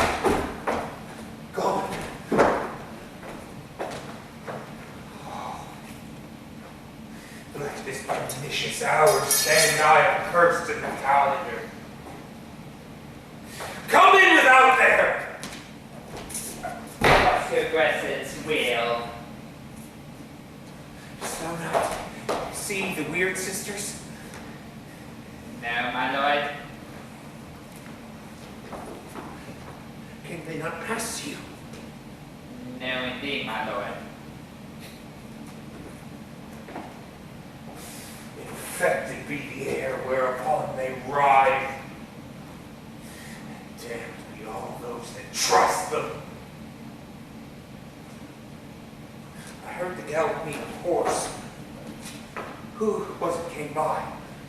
'Tis two or three, my lord. They bring word Macbeth is fled to England. Fled to England? Aye, my lord.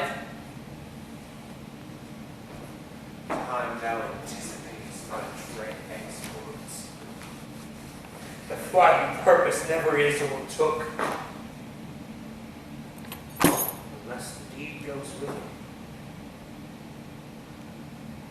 From this moment, the firstlings of my heart shall be the firstlings of my hand. And even now, to grant crown to my thoughts,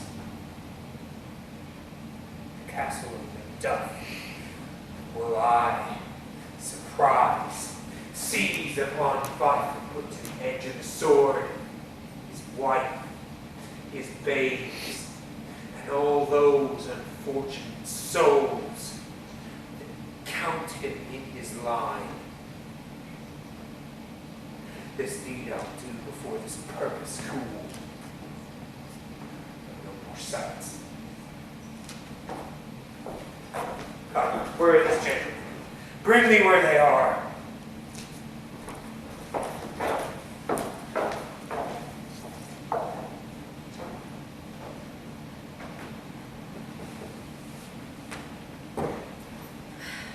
What have you done to make him fly the land?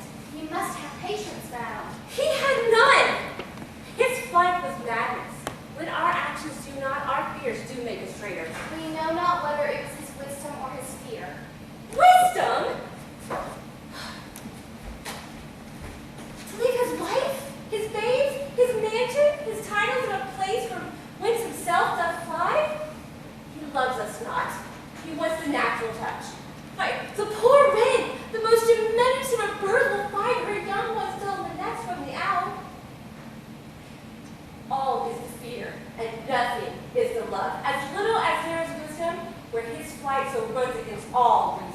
Dearest cousin, I pray you school yourself. Look for your husband. He is noble, judicious, wise, and best knows the fits of the seasons. I dare not speak further, but cruel are the times when we are traitors and do not know ourselves. When we hold rumor to what we fear, yet know not what we fear, but float upon a wild and turbulent sea, each way and none. I take my leave of you. It shall not be long without me here again. Things as they are will cease, or else move upwards to what they were before. My beautiful cuz, blessings upon you. Father he is, and yet he's fatherless. Be a fool if I stay longer. It'll be my disgrace and your discomfort. I take my leave at once.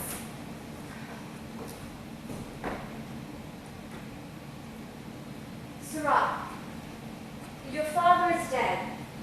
What will you do now? How will you live? As birds do, mother. What? With worms and flies? With what I get. I mean, and so today. Oh, poor bird. Thou dost never fear the net, nor the line, the pitfall, nor the jay. Why should I, mother? Poor birds, you're not set for it. My father is not dead, for all you're saying. Yes, he is. Now, how wilt thou do for a father? Nay, how will you do for a husband? Why, I can buy 20 thee, this was all thy wit, and yet in faith was wit enough for thee. Was my father a traitor, mother? Aye, that he was. What is a traitor? Why, one who swears and lies. Be all the traitors that do so? Everyone that does so is a traitor and must be hanged. Must they all be hanged that lie and swear? Everyone. Who must hang them? Why, the honest men. The liars and swears are fools. For their liars swears enough to beat the honest men and hang up them? Oh, may God help thee, poor monkey. But what wilt thou do for a father? If he were dead, you'd weep for him. If he were not, it were a good son that I should quickly have a new father. Poor prattler, how thou talkst. Bless you, Curtain. I not you know that when your state of honor I am perfect. I doubt some danger does approach you nearly. If you take a homely man's advice, be not found here. Hence with your little ones. To fright you thus, methinks I am too savage. To do worse to you without cruelty, which is too nigh your person. Heaven preserve me, I dare abide no longer. But what the should I fly? I have done no harm. I have remembered now that I am in this earthly world where to do harm is often laudable, and yet to do good is sometimes accounted dangerous folly. Why then, alas, do I put up such womanly defense to say that I have done no harm?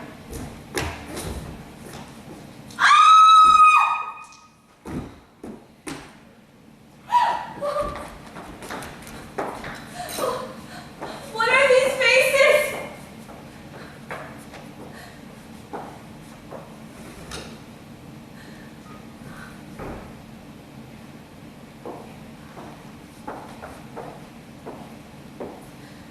Where is your husband? I hope in no place so unsanctified where such as thou mayest find him. He is a traitor. Thou liest!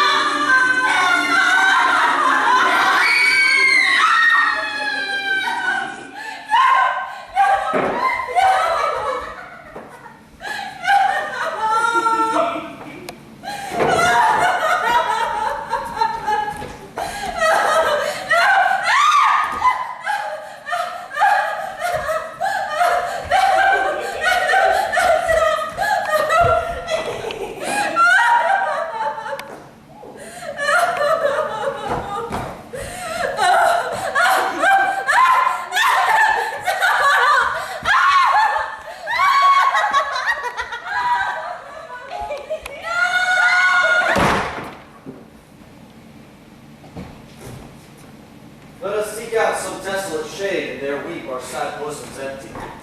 Let us rather hold forward from the world's sword, and like good men bestride our downfall and birthdom.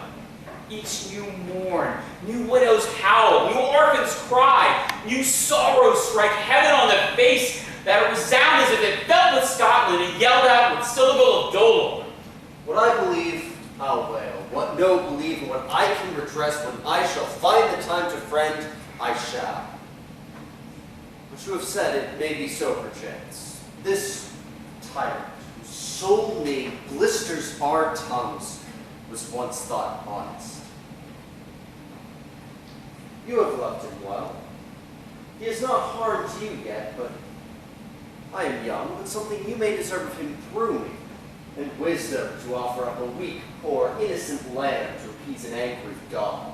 I am not treacherous. What Macbeth is, and a good and virtuous nature may recoil in an imperial charge. But I crave your pardon. That which you are, my thoughts cannot transpose. Angels are bright still, though the brightest fell. Though all things foul, but where the brows of grace, yet grace must still look so. I have lost my hopes. Perchance even there where I could find my doubts. Why in that rawness left you, wife and child, those precious motives, those strong knots of love without leave taking. But I pray you, let not my jealousies be your dishonors, but mine own safeties. You may be rightly just, whatever I shall think. Plead, poor country. O great tyranny, lay thou thy bases sure, for goodness dare not check thee. Wear thou thy wrongs, title is of dear. Fare thee well, Lord. I would not be the villain that thou thinkst for the whole space that's within the tyrant's grasp, and the riches to boot. Be not offended. I speak not as in absolute fear of you. I think our country sinks beneath the yoke. It weeps. It bleeds, and each new day a gash is added to her wounds. I think withal there would be hands uplifted in my right, and here for gracious England have I offer of goodly thousands. For all of that, when I shall tread upon the tyrant's head, or wear it upon my sword, and my poor country will have more vices than it had before, more suffer and more sundry ways than ever by him that shall succeed. Wherefore should it be? It is myself I mean, in whom I know all the particulars of vice so grafted, that when they shall be opened, black Macbeth will be esteemed as pure as snow, and the poor state will see him as a lamb compared to my confineless arms. There cannot be found in horrid hell a demon so damned in evils to top Macbeth. I'll grant him bloody, luxurious, avaricious, false, deceitful, sudden, malicious, smacking of every sin that has a name. There is no bottom, none, in my voluptuousness, nor bottoms. Your daughters, your matrons, and your maids could not fill up the cistern of my lust. And my desire, all continent impediments would o'erbear that did oppose my will. Better Macbeth than such a one to reign. Temperance in nature is a tyranny. It hath been the untimely emptying of the happy throne and the fall of many kings. But fear not to take upon you what is yours. You may convey your pleasure in spacious plenty, and still see cold. The time you may so wink. We have willing dames enough. There cannot be the vulture in you to devour so many as will to greatness dedicate themselves, finding it so inclined. With this there grows in my most ill-conceived affections such a staunchless avarice, that were I king, I should cut off the nobles for their lands, desire his jewels in this other's house, and my more having would be as a sauce to make me hunger more. I should destroy the good and loyal for wealth. This avarice sticks deeper, and grows with more pernicious root than summer seeking lust. Do not fear. Scotland hath foisons of your to fill your will of your mere own. All these are portable with other graces weighed. But I have them. The king becoming graces as justice, verity, temperance, stableness, bounty, perseverance, mercy, lowliness, devotion, patience, courage, fortitude. I have no relish of those, but abound in the division of each several crime, acting in many ways. Nay, had I power, I would throw the sweet milk of Concord into hell, uproar the universal peace, confound all unity on earth. Scotland, Scotland. Such a one be fit to reign, speak. I am as I have spoken. Fit to reign? No, not to live! O nation miserable, with an untitled tyrant, bloody sceptered, when shalt thou see thy wholesome days again?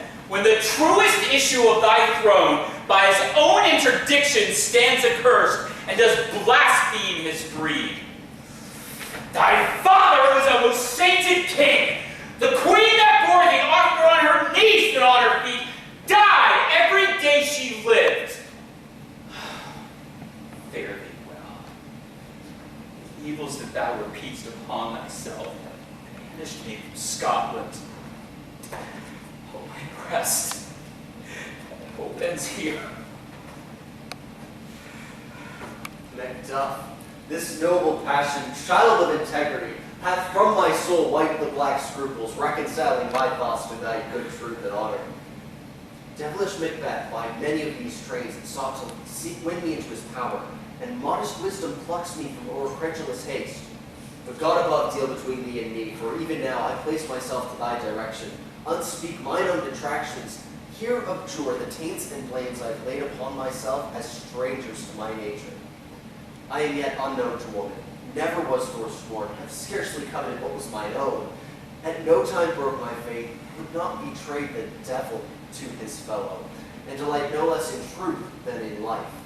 My first false speaking was this upon myself: what I am truly is thine, and my poor country's to command. Whither indeed, before thy here approached, good Seward with 10,000 warlike men already at point was setting forth. Now we're together, and the chance of goodness be like our warriors to quarrel. Why are you silent? Such welcome and unwelcome things at once. It's hard to reconcile. Well, who comes here? My countryman, yet I know him not. Gentle cousin, welcome hither. I know him now. Good God, the times and means that make us strangers. Sir, amen. Stand Scotland where it did. Alas, poor country, almost afraid to know itself. It cannot be called our mother, but our grave, where nothing who knows nothing is once seen to smile, where groans and shrieks that rend the air are made, not marked, where violent sorrow is a modern ecstasy. The dead man's nail is their scarce ask for whom, and good men expire before the flowers in their caps die ere they sicken. No relation. Too nice and yet too true. What's the newest proof? Every hour doth this the speaker, every minute teems a new one. How does my wife? Why, well. And all my children? Well, too. The tyrant is not battered at their peace. They were well at peace when I did leave them. Be not indignant of your speech. How goes it? When I came hither to bear the tidings that I have so heavily borne, there ran a rumor of many worthy fellows who were out, was to my belief rather to witness the tyrant's power afoot. Now is the time to help. Your eye in Scotland would create soldiers, make our women fight to doff off their dire distresses. Be it their comfort we are coming thither. Gracious England hath lent us Seward with 10,000 men, an older and better soldier none that Christendom gives out. Would that I could answer that comfort with delight. But I have words that should be howled out in the desert air where hearing could not latch them. What concern they? The general cause? Or is it a deep grief due to some single breast? No mind that's honest, but in it shares some woe, though the main part pertains to you alone. Be mine. Keep it not from me. Quickly, have it. Let not your ears despise my tongue forever. It shall possess them with the heaviest sound that ever yet they heard. I guess at it. Your castle is surprised. Your wife and babes savagely slaughtered. To question why would just add to the murder dear of you. Merciful heavens. Good God, man, ne'er pull your hat upon your brows. Give sorrow words. The grief that is not spoken whispers the o'er our heart, bids it break.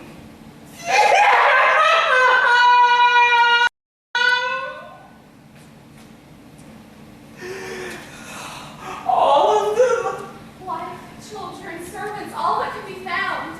I must be from thence. My wife killed too. I have said, Be comforted. Let us make medicines of our great revenge to cure this deadly grief. And he has no children! Oh, my pretty ones. Did you say all? Oh, how kind. All the pretty chickens and pretty ham in one fell swoop. Dispute it like a man. I shall do so, but I must feel it like a man. I cannot help but remember such things that were most precious to me. Did heaven go on and take their part? Oh, sinful Macduff! It was for thee that they were all struck. Not that I am, not for their demerits, but for mine, though slaughter on their souls. Heaven has them now. Be this the whetstone of your sword. Let grief convert to anger. Blunt not the heart, enrage it. Oh, I can play the woman with my eyes and the braggart with my tongue. The gentle heavens cut short all intermission. Front to front, place me this fiend of Scotland and myself, and within my sword's length set him. If he escape, heaven forgive him too. This too goes madly. Come, go we to the king.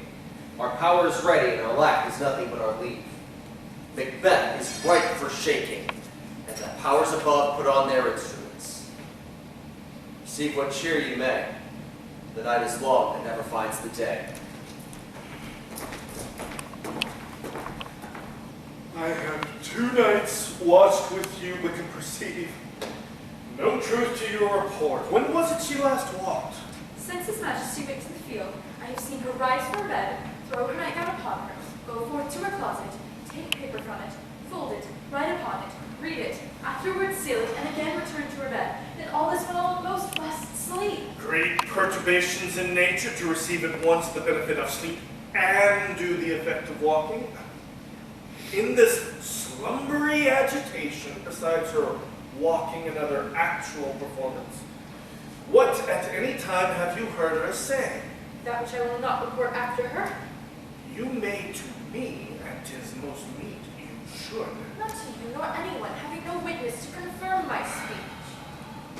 Oh, here she comes, just from her guise, one by one, fast, sleep, observe her, and stand close. How came she by that light? I had stood by her, continually, 'tis her command. You see her eyes are open. Aye, but their senses shut. What is it she does now? Look at how she rubs her hands. It's an accustomed action with her to see thus washing her hands. I have known her to continue this in a quarter of an hour. Yet he was a squat. She speaks. I will sit down what comes from her to satisfy my remembrance the more strongly. Out, damn spot, out I say! 1, 2. Why then, 'tis time to do it. Hell is murky. 5, my lord, 5. A soldier and a fear. What need we fear who knows it when none can call our power to account? Yet, who would have thought the old man to have had so much blood in him? Do you mark that? Thing fine. Had a wife. Where is she now? What? Will these hands never be clean? No more of that, my lord. No more of that. You are all witness. Start. Go to. You have known what you should not. She has spoken what she should not, that I am sure. Heaven knows what she has known. Wash your hands. Put on your nightgown. Look not so pale. I tell you, yet again Banquo's buried. He cannot come out to his grave.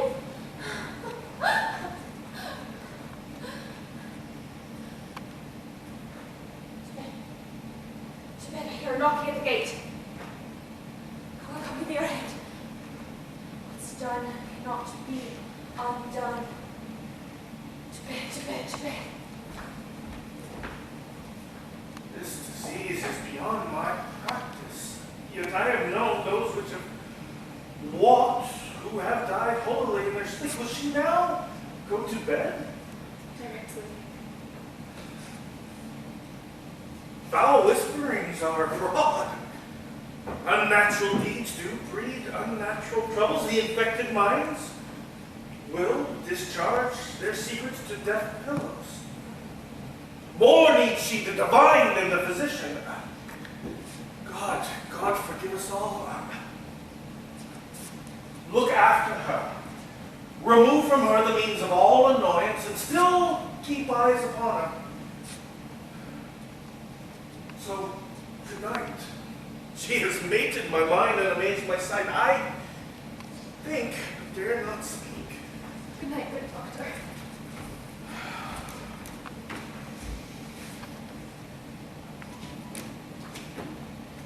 The English English power is near, led on by Malcolm, his uncle Steward and the good Macduff. Revenge is burning them, for the dear causes wood to the bleeding and the grim alarm, and excite the mortified man.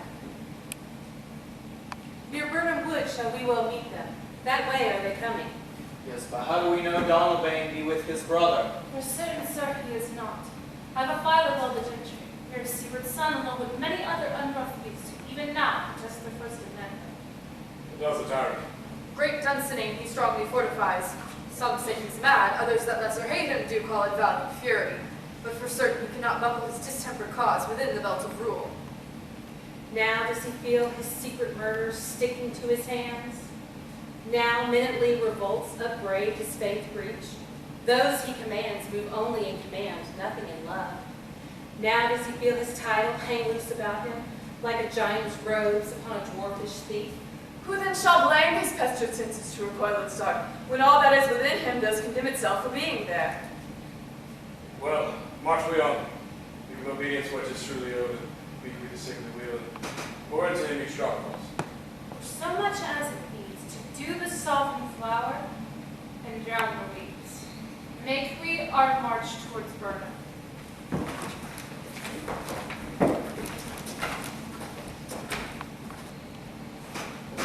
Bring me no more reports.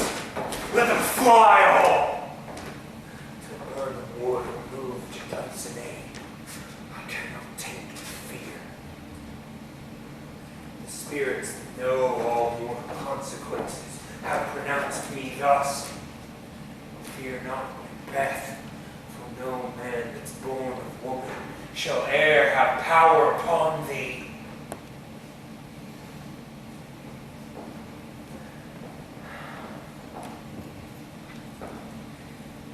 Fly, false stains, and mingle with the English epicures. The mind I slay by and the heart I bear shall never sag with doubt, nor shake with fear. Devil damn thee black, thou cream-faced loon! Where got'st thou that goose look? There is 10,000. Peace, villain? Soldiers, sir. Go prick thy face and override thy fear. Thou delivered boy, what soldiers patch? Death to thy soldiers' linen cheeks of thine, counselors to fear. What soldiers, Wayface? The English force of Legion. Thy face hence!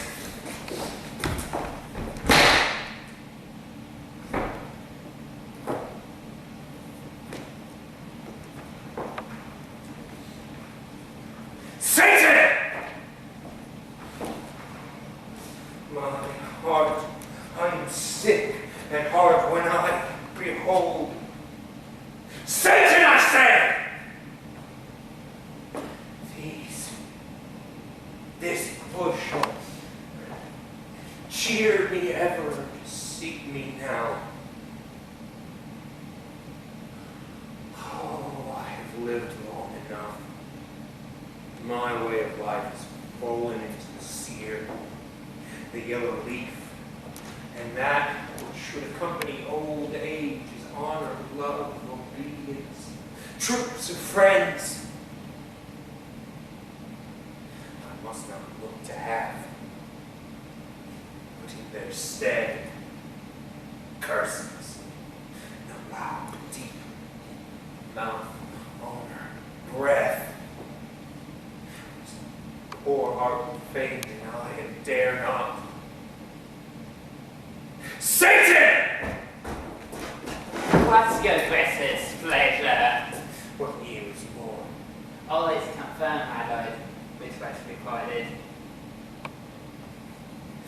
I'll fight till from my bones my flesh be hacked.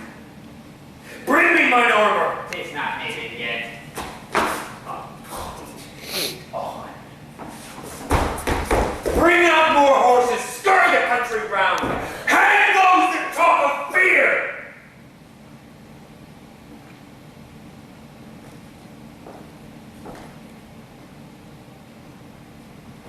How's your patient, doctor? Not so sick, my lord, as she is troubled with thick-coming fancies that keep her from her rest. Cure her of that? Canst thou not minister to a mind disease? Pluck from the memory a rooted sorrow. Raise out the written troubles of the mind with some sweet, oblivious antidote.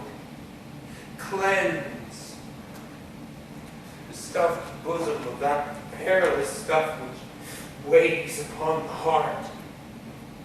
Therein the patient must minister to himself. Throw physic to the dogs, I'll none of it. Come, put mine armor on.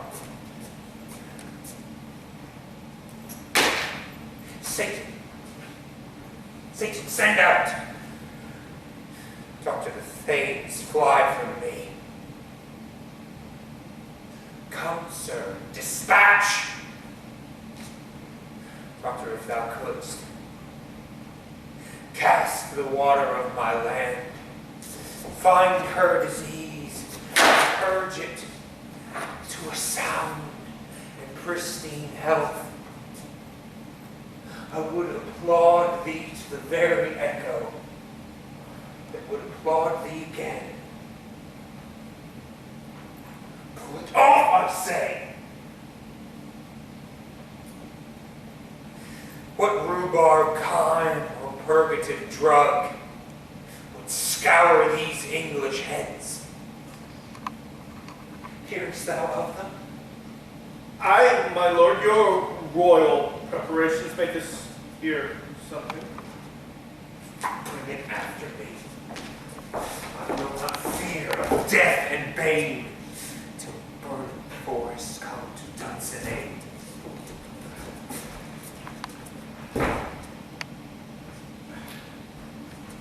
Were I from Dunsinane away and clear, profit should hardly draw me here.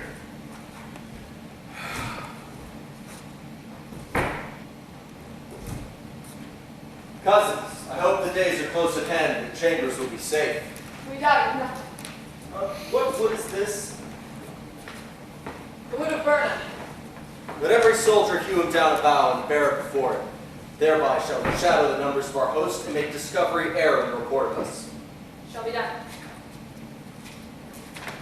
We learn only that the confident tyrant keeps still in Dunsinane, and will endure our setting down for it. 'Tis his main hope, for where there is advantage to be given, both more and less have given in the revolt, and none now serve with him but constrained things whose hearts are absent too. Let our just cause attend the true event. Let us put on industrious soldiership. Time approaches that will with due decision make us know what we shall say we have and what we owe. Thoughts speculative, their unsure hopes relate, but certain issue strokes must arbitrate, towards which advance the war.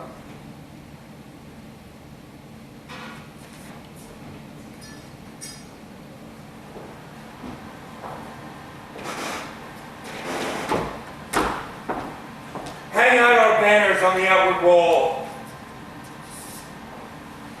Cry still they come. Our castle's strength will laugh a siege to scorn. There let them lie, till famine and ague eat them up. Were they not forced with those that should be ours, would not have met them dare beard to beard and beat them backward home.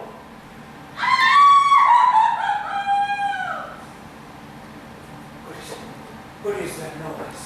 It is the cry of the women, my lord. I almost forgot to taste the fears.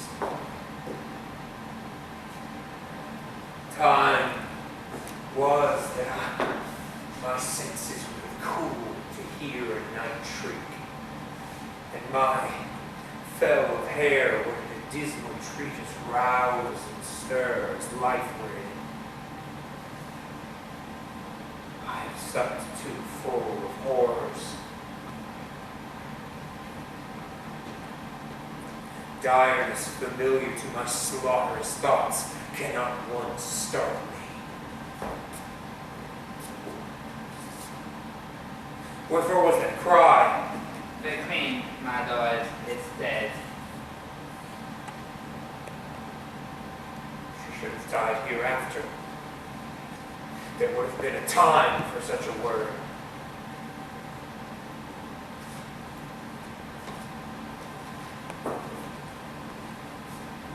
Tomorrow creeps in this petty pace from day to day.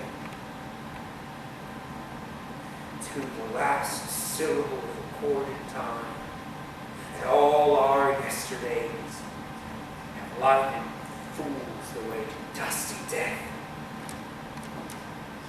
Out, brief candle.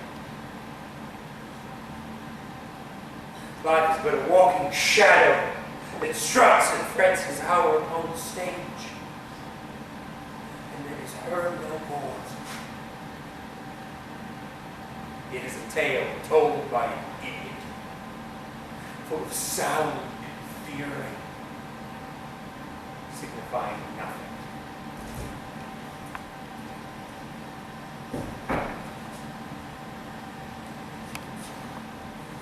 Thou comest to use thy tongue. Thy story quickly. Gracious, my lord, I should report to which I say that I saw, but not know how to do. Well, say, sir. As I could stand my watch upon the hill, I looked toward Burnham, and anon methought the woods began to move. Liar and slave! Let me adjure your master that not to be so. Within this 3 mile may you see it coming. I say a moving road.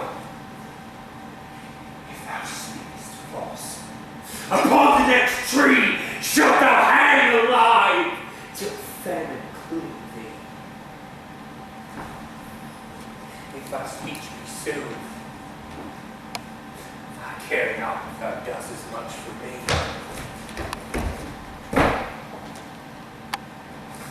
I begin to pull in resolution, doubt the equivocation of the fiend that lies like truth. Never fear till Burnham would to come to Dunsinane, and no one would come toward Dunsinane.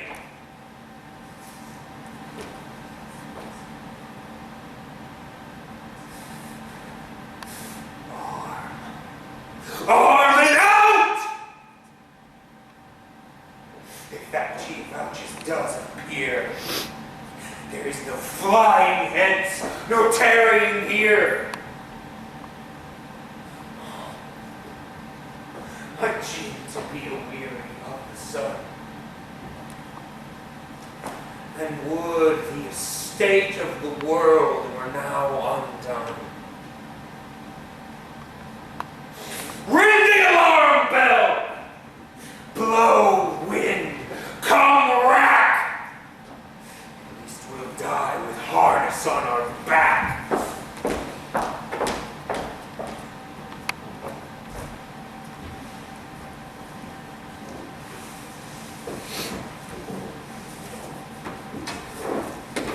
Now near enough. Your leafy screens throw down and show like those who are. Worthy uncle, you shall, with my cousin, your right noble son, lead our first battle. Worthy Macbeth and we shall take upon us what else remains to do, according to our order. Why then, fare you well. If we can find the tyrant's power tonight, let us be beaten if we cannot fight. Make all our trumpets speak. Give them all breath, those clamorous harbingers of blood and death.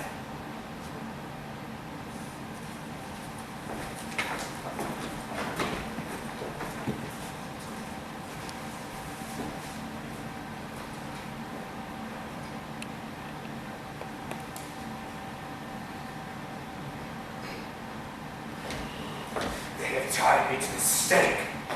I cannot fly, but bear-like I will fight the course. Ah! Ah! No! No!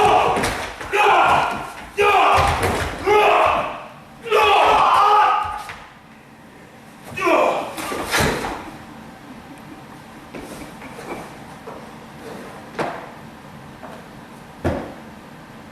What's he that's not a woman born?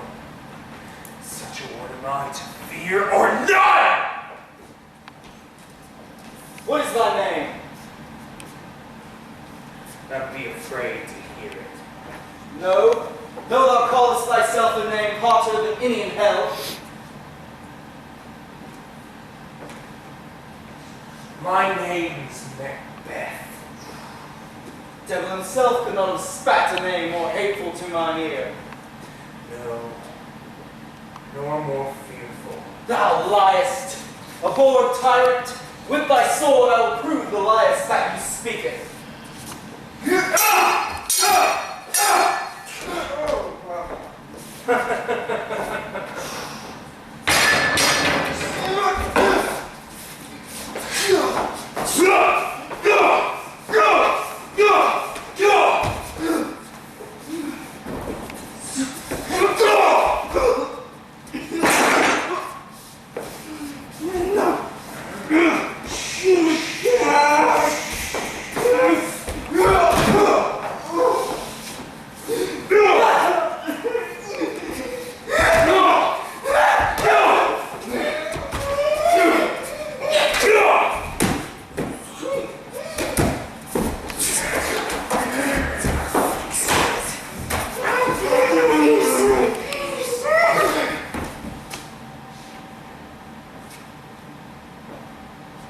Thou wast born of woman.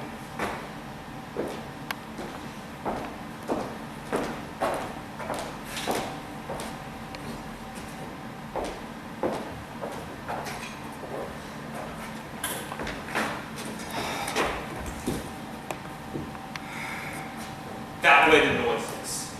Tyrant, show thy face! Thou be slain by no stroke of mine. Wife and children's ghosts will haunt me still. I cannot strike at wretched kerns, whose arms are hired to bear their staves. Neither thou, Macbeth, my blade again unbattered, my sheath again undeeded. That way the noises. By that great clatter, one of the greatest notes seems brooded. That be mine from fortune. More, I beg you not.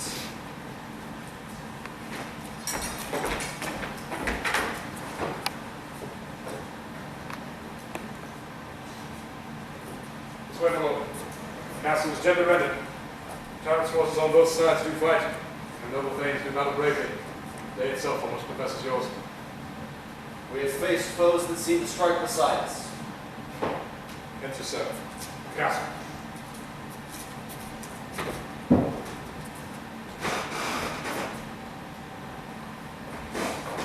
Must I play the Roman fool and die on mine own sword? Whiles our sea lies, the gashes do better upon them. Turn, hellhound, turn!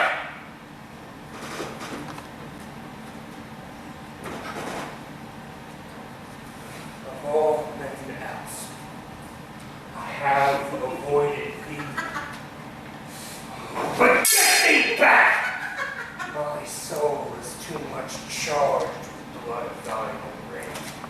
I have no words. My voice is in my sword. No bloodier villain than words can get thee out.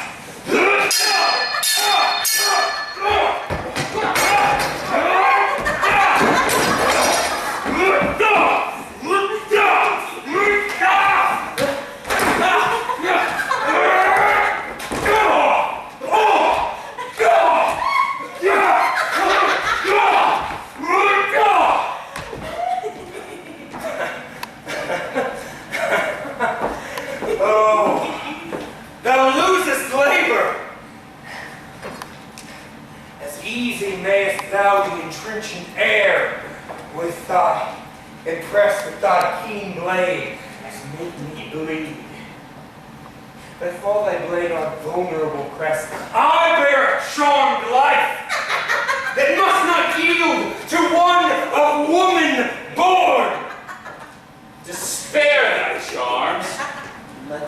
angel that thou still hast served tell thee, Macbeth was from his mother's womb untimely ripped.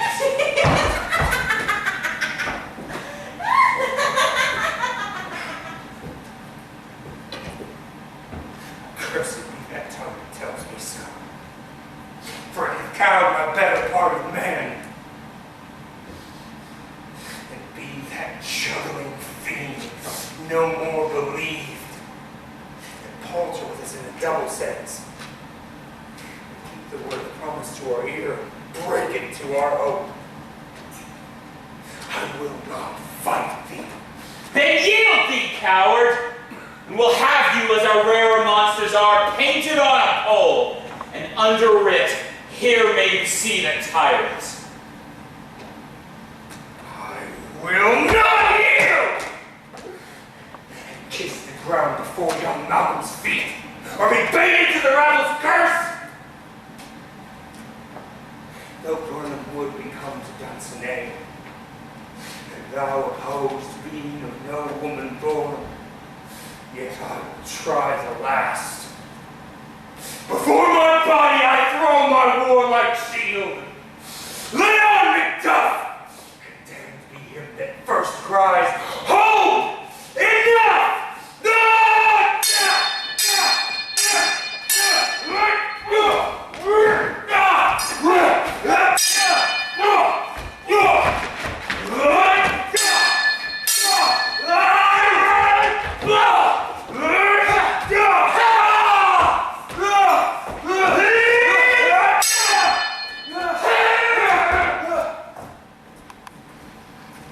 Wish the friends we missed were safe arrived. Some must go off, and yet, as I hear these, a great day as this is chiefly thought. Macduff is missing, and your noble son.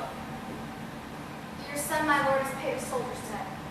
He only lived until he was a man, and no sooner had that prowess confirmed in the unshrinking station where he fought, but like a man, he died. So, he is dead. I am brought off the field. Your sorrow must not be measured by his worth, for then it hath no end. He has heard us before? I on the front. Why then, God soldier be he. And as many sons as I have hairs, I could not wish a nobler death upon them. And so, he's Nella's noble. He's worth more sorrow, and that I'll spend for him. He's worth no more. Say he died a soldier's death, and so, God be with him. Here comes the recompense. Hail, King, for so thou art. Behold where stands the usurper's cursed head. The time is free. I see thee compass with thy kingdom's pearl. Say in their minds what I would have them say out loud with mine. Hail, King of Scotland! Hail, King of Scotland! We shall not spend a great expense of time before we reckon with your several loves and make us even with you. My thanes and kinsmen, henceforth be earls, the first that ever Scotland in such an honor named. What's more to do is would be planted newly with the time, is calling forth our exiled friends abroad that fled the snares of watchful tyranny, producing forth the cruel ministers of this dead butcher and his fiend-like queen, who, as 'tis thought, with self and violent hands took off her life. And what calls upon us, by the grace of grace, we shall perform in measure, time, and place. So thanks to all at once, and to each one whom we invite to see his crown at Scone.